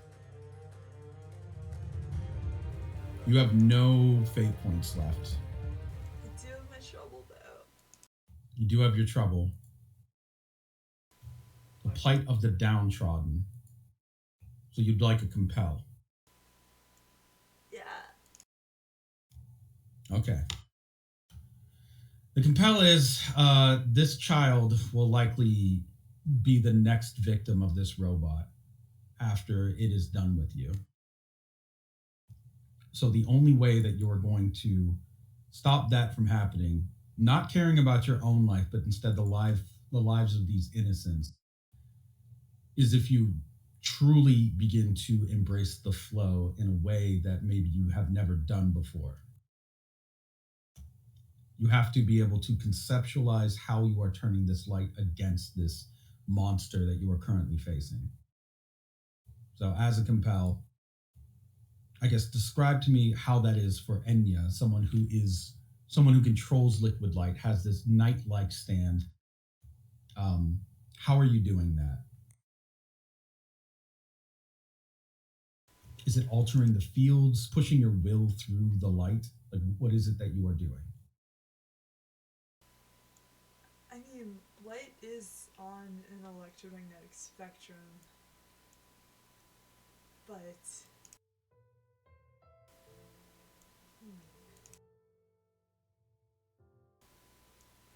I don't know, for some reason that comes to mind.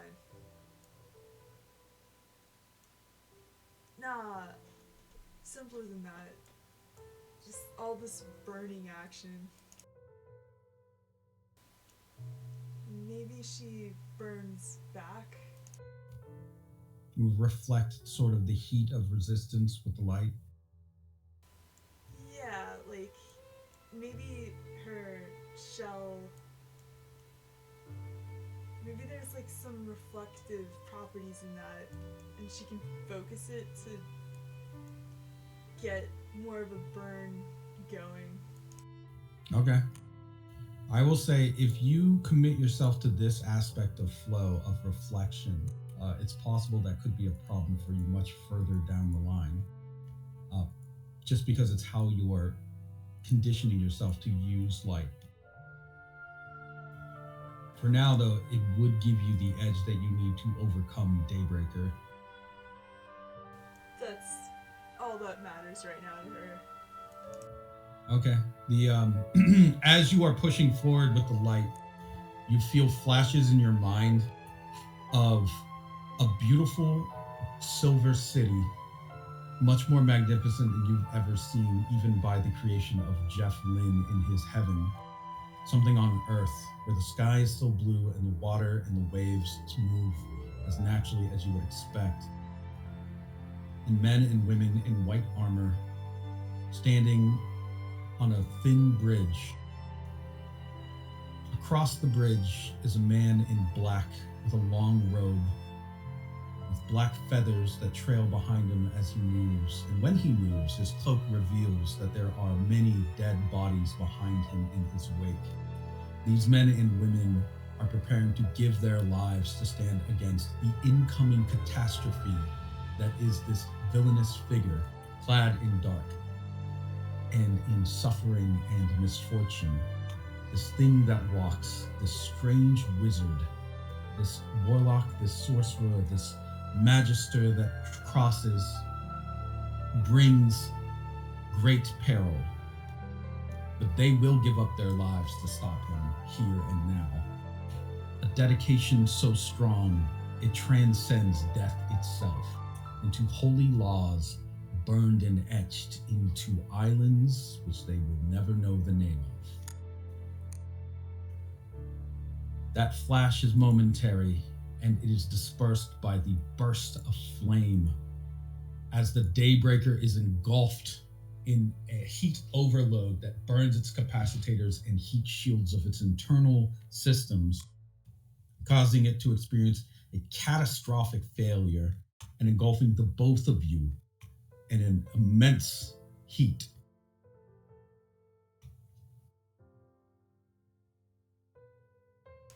Oh, so much fire.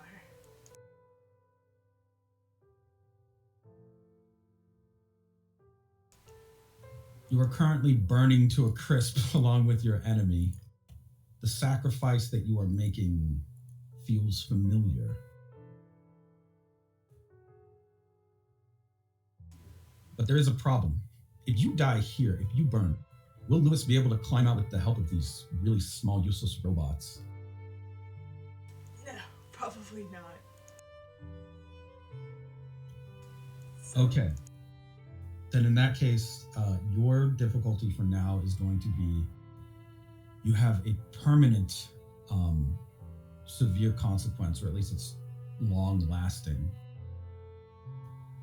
You will have a light scar on your body from the overload that you've provided. If you want to be able to pull out of this and not burn to a crisp, you're going to have to bend and redirect some of the liquid light to at least propel yourself off of this so you can help Lou and his friends get out of this. So you have to pull away from the heroic death, the martyrdom that perhaps calls to you by blood, and take on future burdens for what you hope will be a better tomorrow. Who knows what could come of rescuing this child, after all. Okay, so she has to push herself away? Yeah, you can't just die here with the robot and go to heaven, basically. Or wherever it is that mermen go when they die. Well, it is called Holy Diver.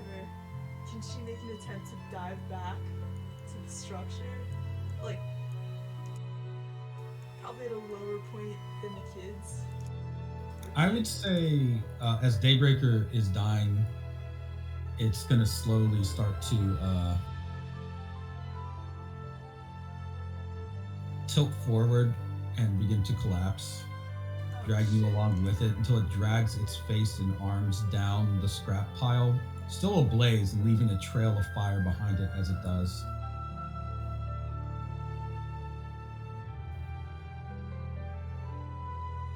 Slowly sinking into the melting pile of slag it is creating around its burning form, Daybreaker 3 descends into darkness and debris and nothingness still beyond that.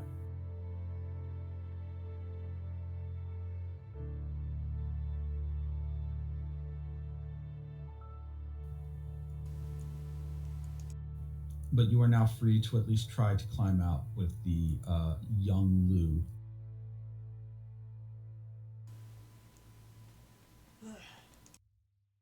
She probably has like smoke coming out of her mouth. Alright, I know I look like hell, but I never said getting out of any abyss was a good time. Are you okay? Lou looks like he's in tears because he thought you were dead. He tries to grab you for a hug, but burns his hands and quickly jumps away. No, yeah, don't. Yeah, it's okay. Tries to rub his sizzling hands off on his pants. That was crazy! Yeah, honestly, I don't know how I still have consciousness, but we have to keep going. I don't know if I'm gonna... I need to get you back to my team. Alright, you can use, I think, your stand. You could probably use your stand to safely lift Lou and the scrap bots out of the pit. Oh yeah, telekinetic. Yeah. Yes, if she continues to cook internally, she will do so. Until we get to, we'll say by now, you, Mikey, Claudia, Ice Peak, once you've reassembled yourself, it probably wouldn't be hard to follow the trail of destruction to the KO'd Lewis.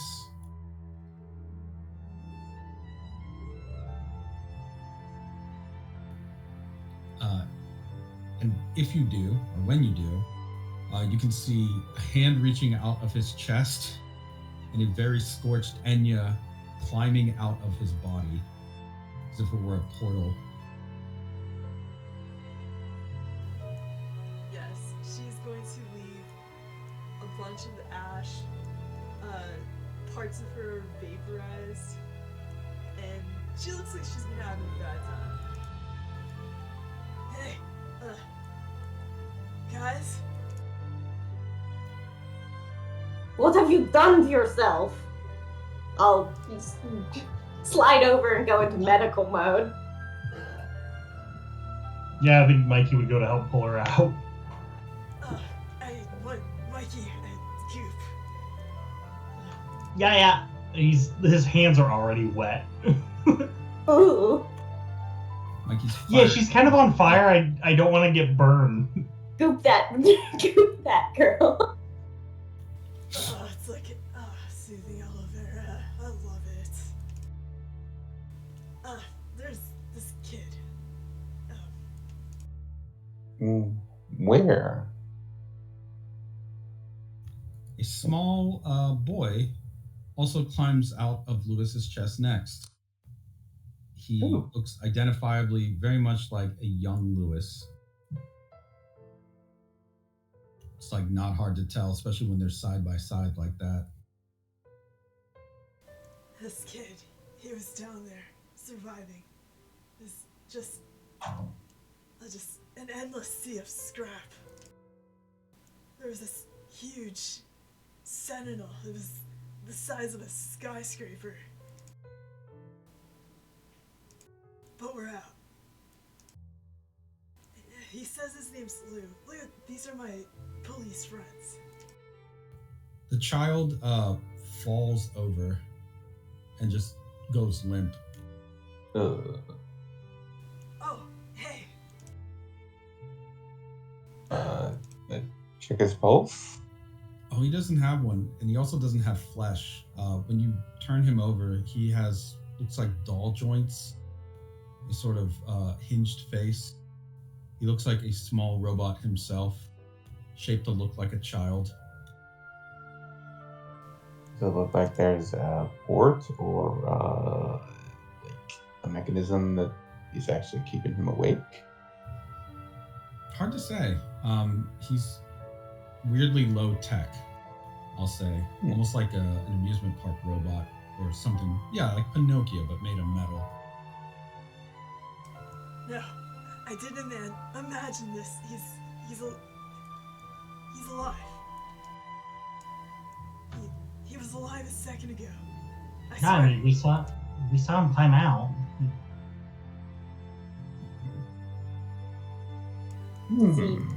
Does he have electricity inside of him? No, he doesn't have any. He is unpowered. What do you mean? He has a soul. He's got his own. You know, I speak also the hand to like comfort you a moment. I mean that he is not currently powered. The robots here, they have childlike souls. I believe he would be similar.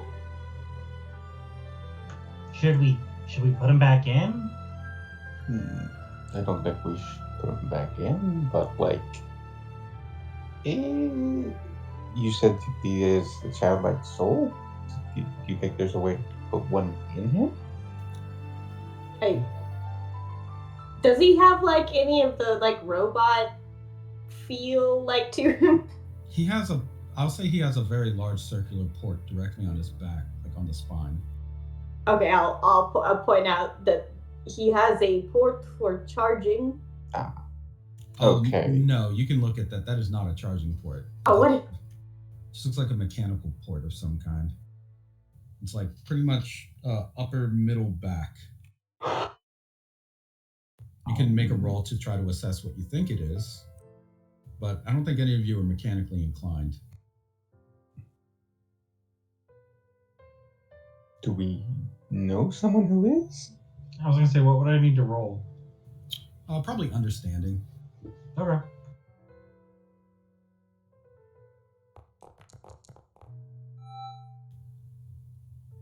Okay, very big stretch, but you've seen a lot of weird shit today.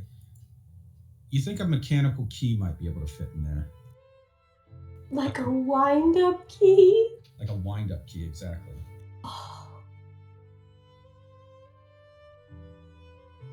Hey. Yeah, I think he would go, it's a wind-up key. It's a Oh, wind-up doll. so we just maybe if we just turn it and wind him up. Well, it is only the port. We would neither need to Yeah. find the We key need to or find one. become the key. Yeah, guys, hang on. And he would just stick his arm in and just fill whatever gaps he needs to make a key. Like, We're like Play-Doh sometimes. Like, just, yeah. Okay. But to make it work, you'd have to make your arm, I guess, rigid, like metal would be. Yeah, I mean, I feel like he could sort of strengthen his arm up, and if he needs to, even just take it off at like the elbow to leave it in to turn it. I mean, wouldn't it be possible to have him be goopy and then perhaps overlay it with like some hard shelly looking paste to harden it up into a proper key? Sure. I mean, I'll allow it. You don't have to roll for it either. I will say, as you go to do these and then turn this key, Mikey, you can hear a distant voice laughing. Wrong technique, What? but right idea. Just Mikey hears that. Oh. The distant voice of Wamu torments you for your lack of proper cyclone technique. Oh man, what? Because you're not spinning, you have to spin. You have to cast spin in there. I think he would like hear that and just go, "What? Hang on," and he'll pull his arm out and just go, "Okay," and just like he'll have his hand over the hole and just drop travelers in and just start like 150% speed, just turning that boy's gears. Okay, once you do that, you see a light go on in the eyes of the child Lou. He is activated fully. He gets up, picks up his laser rifle, and starts to turn around, aiming it at everyone. Ha! Whoa. I think Mikey would put his hands up just a little bit, just like The female child also puts, that is Ice Pig, also puts up her arms. He looks at all of you and then looks at Enya. You guys cops too? Yes. Yes? Oh, Hey, you're fine. yeah, of course. I guess I just got tired or something. We got out? She's gonna give him a thumbs up. We made it. And yeah, these are my cop friends. Lou looks around the building that he's currently in the room. This looks better than where I was. Can I live here? Maybe, kid, but I think we need you to meet, to help us. It's a little complicated. He puts his rifle over his shoulder. Well, how am I supposed to help you? What do you need? Like a better can opener or something?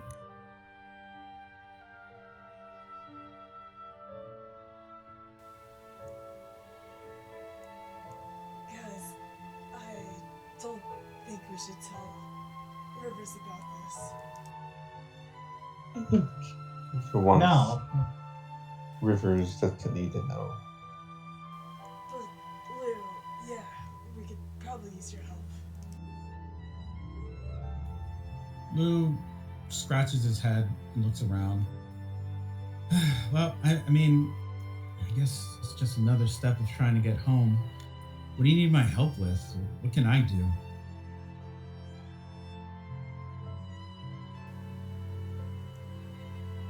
Well, I would say for now, just relax and feel safe. We'll figure something out.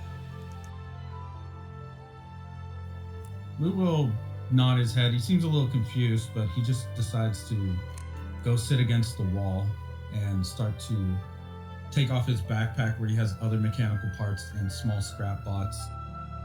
He disassembles his rifle slowly, piece by piece.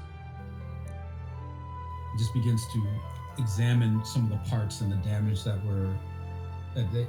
those things acquired from the climb up, and also just being fired because it's not a very reliable rifle. Hey, so I've been meaning to ask guys, what happened to him? And she'll motion at the body they just climbed out of. Yeah, the actual Lewis Clark looks like he was like struck by a meteor almost. I am unsure. There were sports noises, and then various people lost limbs and life. Yeah. I don't know what happened to him. I kind of had a bit of a tussle with Ice Peak there for a little bit.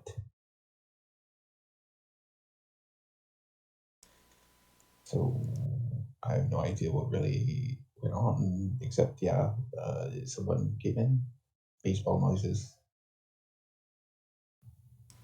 I will say probably about then you guys could all be aware of the fact that the small child with the round head and the baseball bat is He's still there.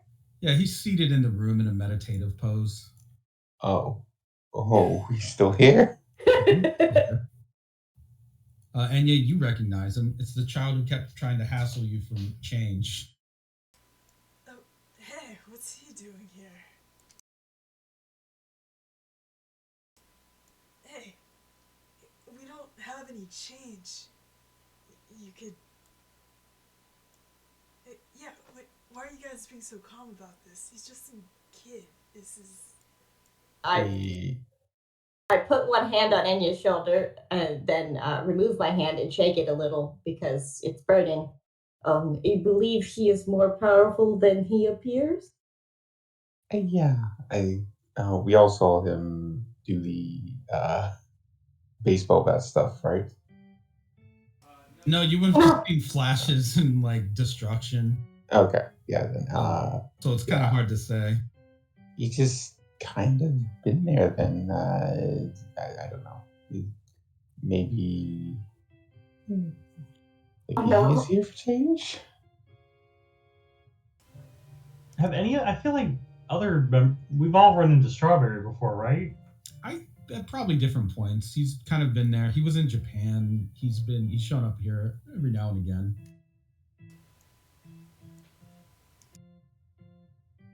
But actually, I guess now that you guys are Molecular Control 5 and you're starting to see shit, if you look at him hard enough, his head looks especially round for a human. Too round? A little too round. His expression is a little too serene. And there is like a smell about him, almost like popcorn or peanuts, hard to say. Just kind of gentle, not unpleasant. And if you listen just hard enough, occasionally the crack of a bat. It's kind of like coming off of him like an aura. The baseball aura? He has an aura of baseball about him, yes.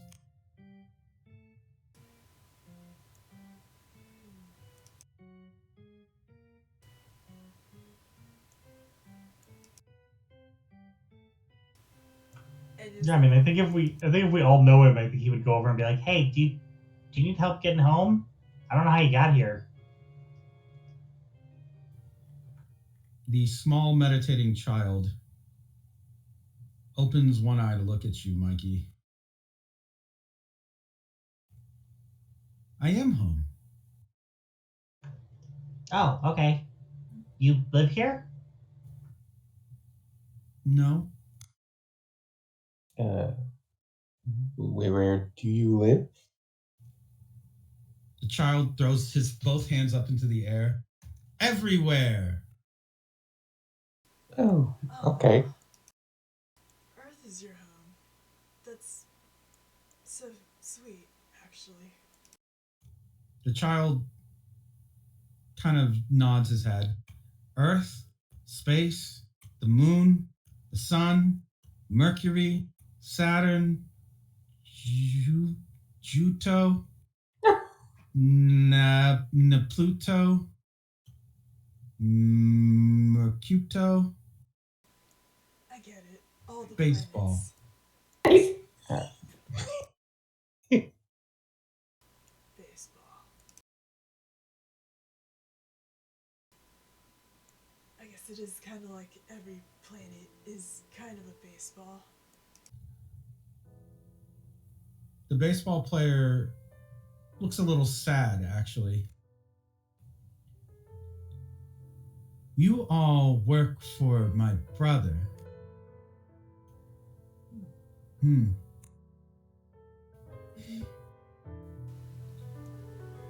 I have 2 older brothers.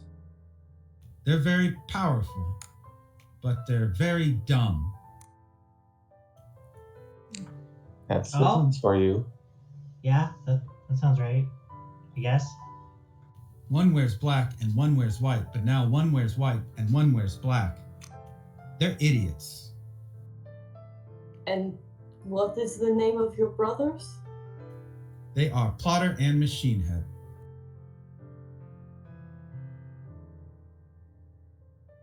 I believe we've heard at least one of these. Yeah, I was gonna Yeah, say, you know didn't- Mars Volta. Yeah, Mars Volta told us he was Plotter. Yeah. Yeah. We don't know about Machine Head, Wow. No, we do not. I see. Do you wish to be returned to your stupid brother? No. Okay, I was just asking. Okay. Yeah, he won't be happy to see you, but if you don't want to see him, it's fine. Now that I've helped you, you have to fight me. Huh? Fight me right now. He gets up on his feet. If I win, then there will be peace, but if I lose, there will be war. Are you ready?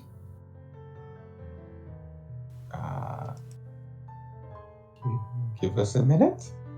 No, fight starts now. He actually just walks over towards you, sort of waddling, Claudia, and pokes you with just a simple wooden stick. Lose. He waddles slowly over towards Mikey. Lose. Then to Ice Peak. Lose. Okay. Then to Enya. Lose. she'll bow. She's had this duel before. And then he waddles over towards the beaten body of Lewis and starts poking it repeatedly. Lose, lose, lose, Oh lose. no. He finally waddles back over to his original position and sits down. None of that was graceful, or fast, or powerful. His pokes were like basically nothing. Whew. Now that I've won, there will be peace forever. I win. Congratulations. Thank you. If you're pretty cool, maybe we could play baseball sometime. Until then, I'm going to sit here and make sure nobody tries to mess with that guy. He thumbs towards Lewis. I'll wait as long as it takes. 100 years. 1,000 years. 10,000 years. 10,000 years. 100 years. 100,000 100 years. And you know him? You know Lou? He looks at Lou and then at Lewis. My father. So it is Lewis. When someone becomes an egregore, if they have problems, sometimes they don't go away. And because they are so powerful, problems become their own people, or people become problems? I'm too smart to really understand it because of how much I know about baseball. There's just not enough room in my head for anything other than baseball. I know way too much. That's okay, because I'm really good at baseball and being a samurai. I'm allowed to be a samurai because nobody said no. I asked very quietly.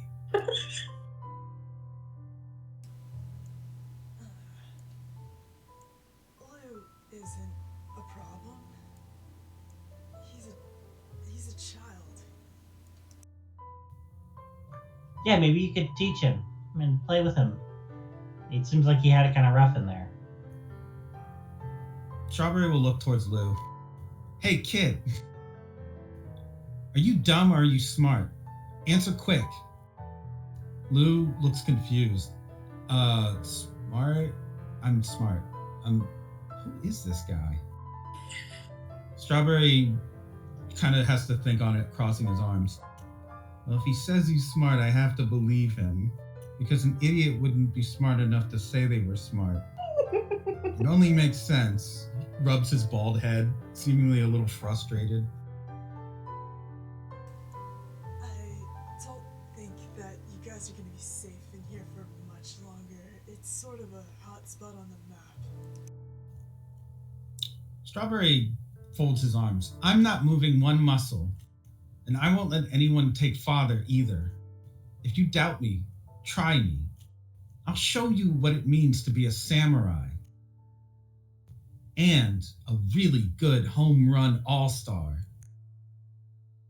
I think I'm a better batter than I am a samurai, but I am the best samurai, so it doesn't matter anyway. Pretty sure. He folds his arms and huffs. If anyone says they're better at baseball or being a samurai than me, I'll defeat them. I don't think anyone's going to challenge you willingly, Musashi. They'd be dumb. Dumb people do dumb things. You guys should be smart from now on. And be careful if you're working with my brother, because he's stupid. He might get you in trouble too. We don't really have a faction like that we can count on. How specifically is your brother dumb? She does air quotes. He just has problems. You know, head problems. So does Machine Head. They need a nap. I should put them to sleep. But I'm busy. There's a lot of cards that I still haven't gathered for my collection. Rookie cards that are very difficult to find because of nuclear war. What are you looking for though? What ones are you looking for? Maybe if we see one, we could always, give it to you. I need a rookie card for Takayaki. I need a rookie card for Polenta. A rookie card for, Empanada Jr. I need a rookie card for, Beer Battered Chicken. I think he just got distracted there.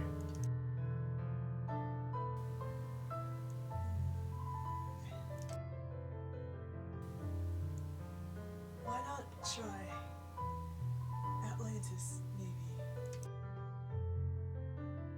But then who's going to protect Father? Is it going to be you? Look at you. He points his baseball bat at you, Enya. You look like beer battered chicken. Yeah. Yeah. I accept that. No, yeah, but she'll clean up. We all do. The only time I'll ever leave this spot is when somebody can land a hit on me. Till then, I'm not going anywhere. All right. Come back if That's you think fine. you can hit me. Okay. But don't hit me very hard. No, we're not gonna Of course do not. Why would I do that? He rubs his That's just me. shiny head. I'm afraid if you hit me too hard, my head might crack like an egg. My brain will spill out like an egg. And then you might cook it like an egg and eat it with toast. I don't think No, we have to worry about Jesus. that. That's oof. Although I am sure your egghead is quite delicious, I believe you are most capable of protecting your father. His face goes a little pale when you say his egghead is delicious. I don't think that helped. I can't believe you thought of yourself as so delicate and fragile this whole time. That's because I'm a boy. Didn't you notice? Look, he motions towards himself. I'm just a boy. Yep, a little baseball boy. Very cute little boy. He nods his head. I'm very handsome and my name is Lewis Clark. I'm from the moon and I have a girlfriend. Her name is Marisol. Sometimes we get in the car and we drive places to go on dates. And we do gross stuff like kiss. It's yucky and everyone hates it. What? Well, that's certainly a lot of information. I'm afraid we have not encountered a Marisol yet. She's my girlfriend. Well, if we see her, we'll send her your way. You can be sure of that. I tried to call her, but she wouldn't pick up. Yeah, there's some interference calling to the moon. That may be something Boo may help us with. He looks at Lou. I guess he could, maybe. I'll make sure this kid doesn't get into any trouble either, because he's younger than me. Do you know how old I am? Take a guess. You don't have enough fingers, so I doubt you could count that high. Forget about it. Okay. Okay. You are smart.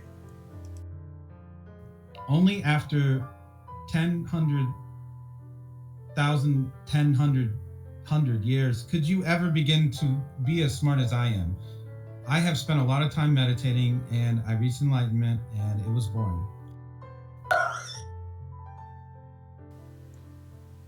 Is that right? Huh. I guess there's no baseball at the other end of that. You understand so much. I give you the title of Grand Master of Enlightenment. You understand what it took me so long to finally comprehend. He looks kind of down. There is no baseball in enlightenment. Oh. No. Wow. Do you all need to get out of here?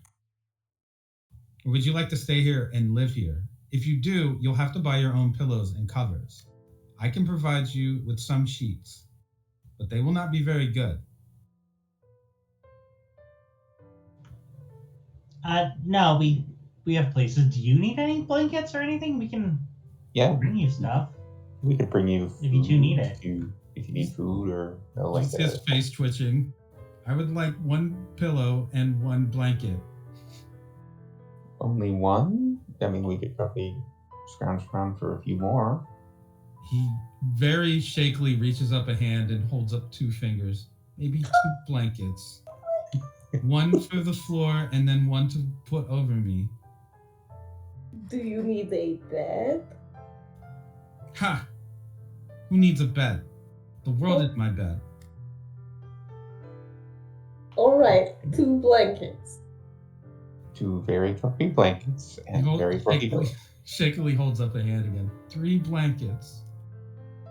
I will even make them baseball themed. He seems confused. What other type of blankets are there? Shakes his head. Okay, noted. I don't really feel comfortable just leaving you here, I'll be honest. Your comfort does not define the world as we know it. That's absolutely right. Do you have contact information? Why do you keep talking to me like I'm a normal person? I am older than all of you, and smarter and better at fighting, and better at samuraiing, and smarter at math. And Would the most honorable samurai have any contact information for us to reach him? No. Would he You can like a call- cell phone?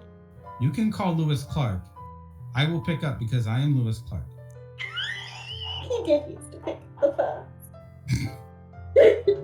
Okay, well, we'll go grab y'all's blankets and, I don't know, beds, tents, cots, whatever. Come back in 10,000 years when you are better at fighting. Okay. Okay. This may take go us. along with that. I mean, we gotta come back to deliver the blankets and stuff. Then I guess we can Yes. wait 10,000 years. He nods. You are very lucky to have met me. You are welcome. Thank you. It was a pleasure. Yeah, thanks, kid. Would you like a souvenir? Yes. Sure. Sure. He reaches into his pocket and pulls out one pack of baseball cards and just holds it out to you. As a group, he just holds it out. Don't try to chew the gum. You'll break your teeth. Are you really willing to part with that? Yes. You must think somewhat highly of us. Yes, because you are taller than me. I have no other choice.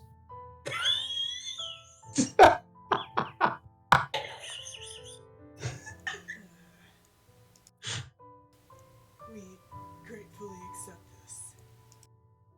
Good.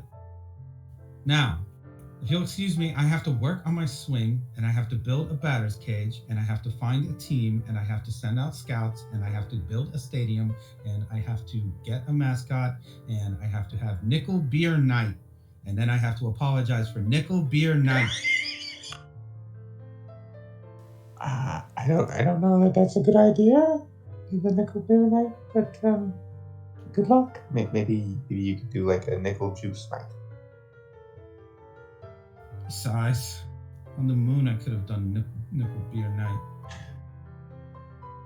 You may still do Nickel Beer Night. Simply send me an invitation. I will.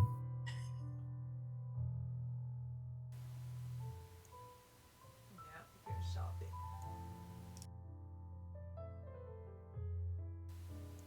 I guess we end up leaving him. If you leave him, Lou will, of course, try to talk to you on the way out. Oh, Yes. yeah. Thank you, Enya. And he does have a question. Do you guys know why that kid's so weird? Was he trapped somewhere too? No, I don't think so. He's just kind of been around. Yeah, he's just kind of lonely at times. Kid, I speak LinkedIn and whispers. I do not think he's entirely human. No, I'm starting to think maybe not. But Well, that is fun. Yeah, this place is weird, but at least there's scrap here that I can use to maybe build some new friends. I'll keep an eye on this kid and make sure that he doesn't do anything weird. You know, if he's not human, I'll notice. He just nods to you and turns around and walks away with the mechanical key still sticking out of his back. Oh, Which is also Mickey's arm. Yeah, it's also Mikey. I guess Mikey detached his arm for this very For this to work, yeah. organic bone mechanical key. Rotating there, yeah. yeah, I'll say that in the aftermath of you guys handling the Lewis Clark thing, reports of accidental deaths will decline pretty rapidly. So you pretty much nailed it if you figured that was the source. You were 100% right, and it wasn't very much of a mystery. The DA's office will contact you as well.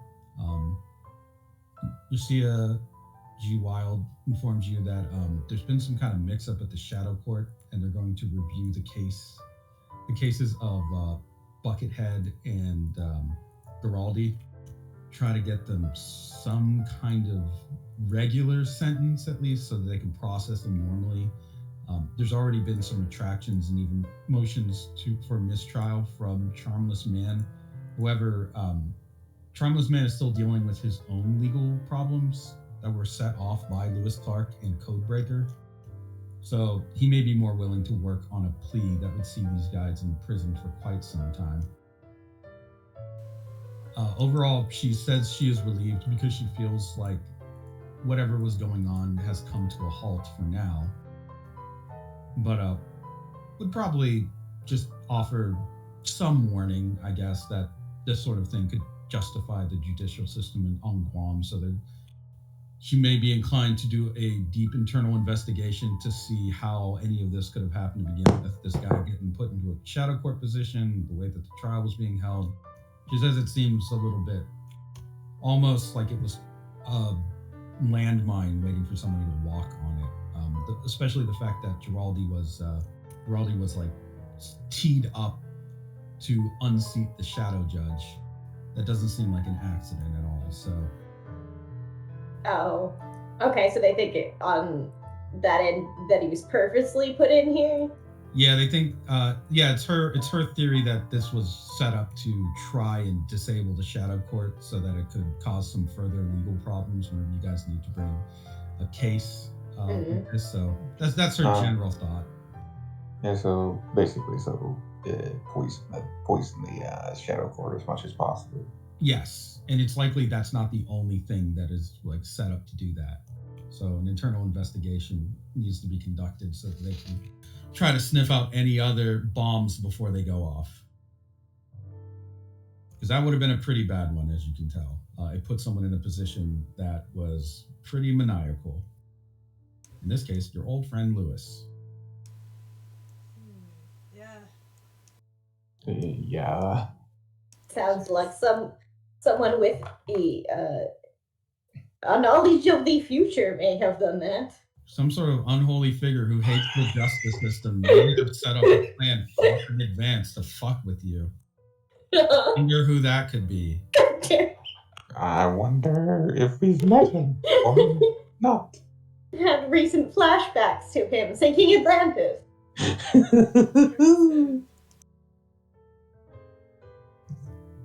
For now, you can consider the case with Giraldi and Buckhead officially closed for the most part. It's in the hands of like the justice system now, like the actual the prison system and the your legal side of Guam's law enforcement. So now they will handle that part.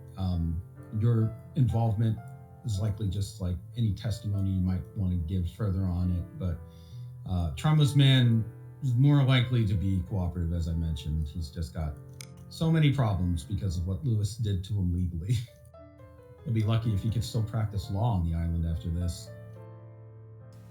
Damn, we've had a good day. I mean, other than the 3rd-degree burns. But yes, we did in fact convince Lewis that he still had childlike joy inside of him. Yeah, we just had to take it out and physically show it to him. Oh. I'll take that over needing to fist fight a god. I don't know if police action is going to do too much there. The law sometimes requires that you not simply enforce it, but do so with empathy. Someone is having a very serious mental issue. Yeah. Sometimes it's better not to just kick in the door and stomp them. Sometimes you have to go an extra mile, and sometimes that's very risky. But in the case of this egregore, you have saved for the moment. I would say it's likely worth it, because as we close the session, the young Lou has looked in on some of the scrap here at the Alan Parsons projects and begun to, on a table, assemble a very small model of a rocket. Something he may want to work on.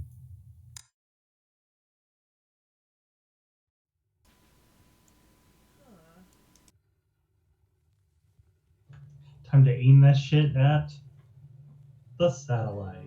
A screaming man in space. Oh, I like the way you guys think.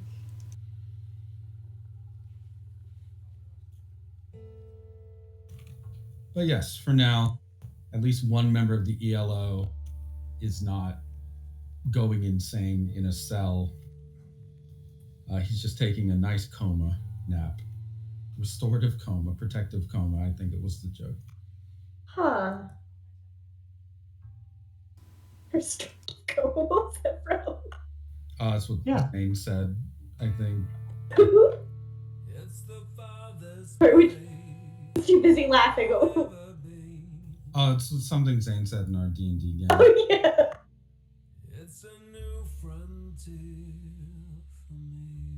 I would say, if you're wondering why the young Lou was real, it's because Egregori have multiple manifestations. Yeah, the whole problems become people thing was kind of interesting. It's like. Does that mean... Sorry. No, guys, what's up? Does that mean the other Agrigori have physical manifestations? I mean, you ran into, obviously, Clint. I guess. Kev was Clint. He was also that executioner figure.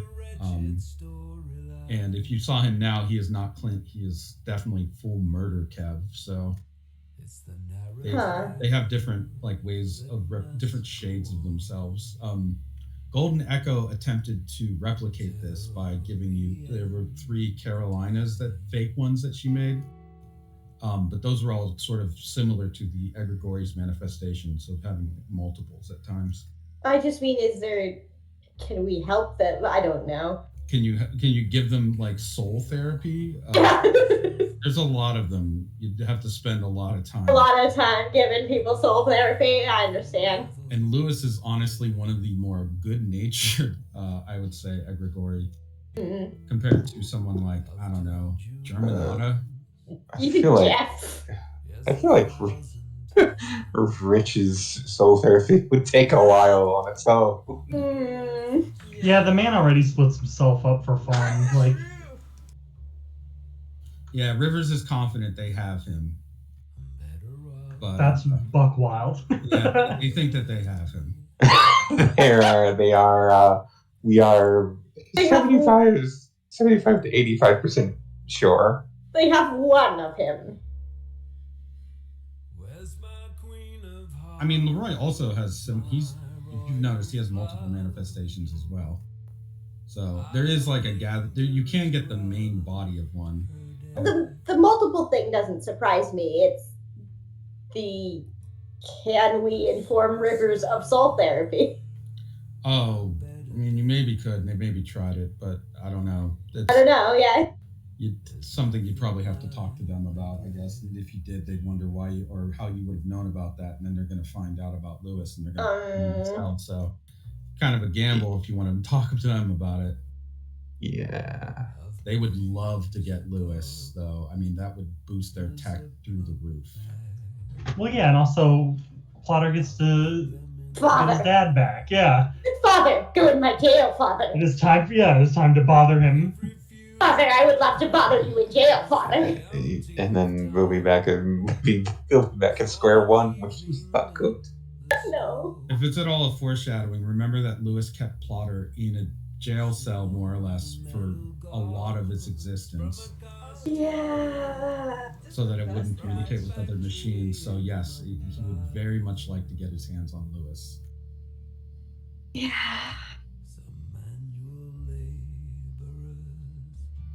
And he'll take Lou if he can't get Lewis. Father, it's only fair. Yeah, you take a turn. You take a turn in there. You get to go in solitary. Plotter was kept in actual solitary for limits beyond human limits. When a person would go mad, Plotter was kept for way longer than that. So it's really a surprise that all he does is go ooh sometimes to fuck with you guys. Yeah.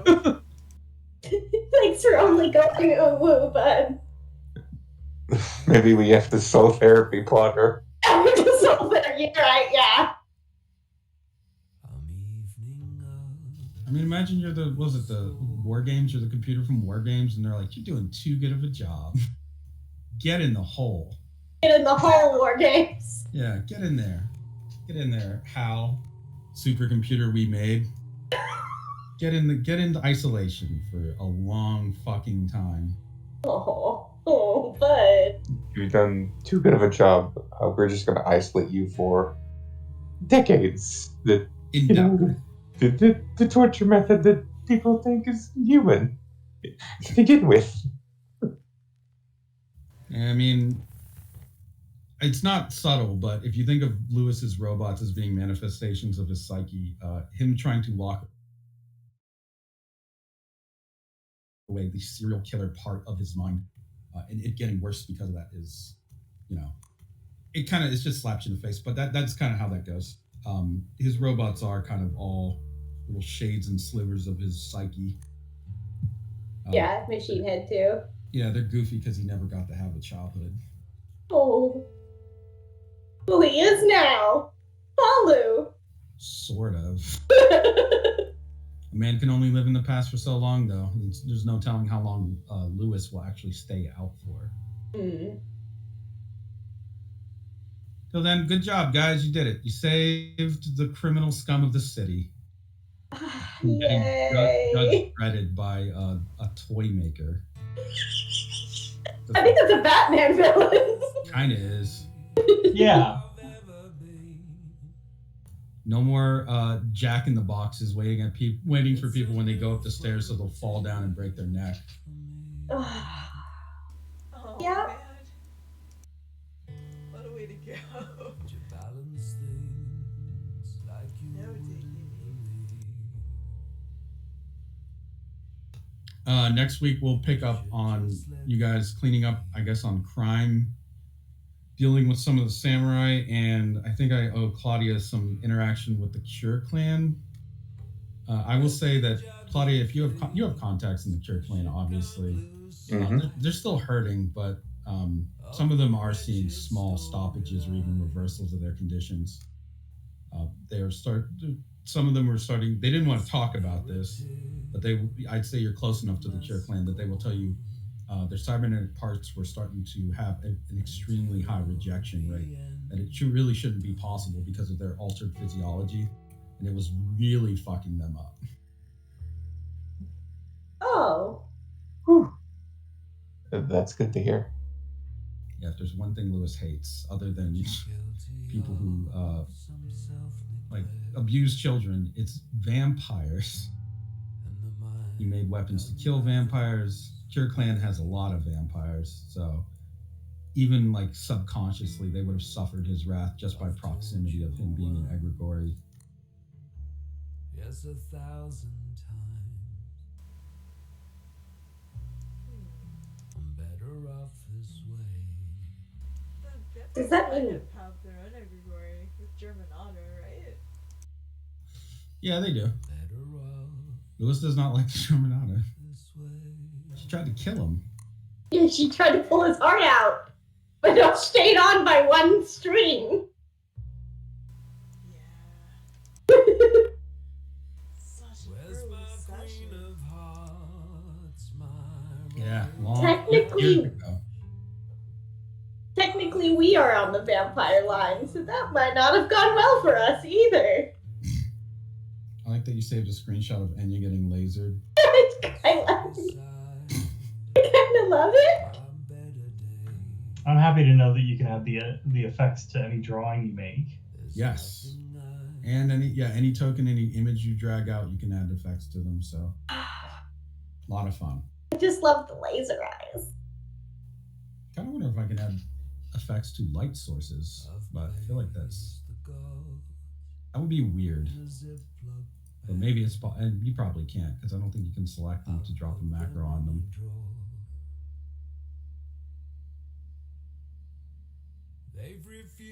Yeah, you can't. I still can't believe that little deer moves. Oh. I found that on an MP4 wallpaper site, and I was like, oh, look, it's got a deer on loop. Well, isn't that just perfect? Isn't that just perfect? From a casting line, from a factory in Mumbai. Yeah, that's a really dope one.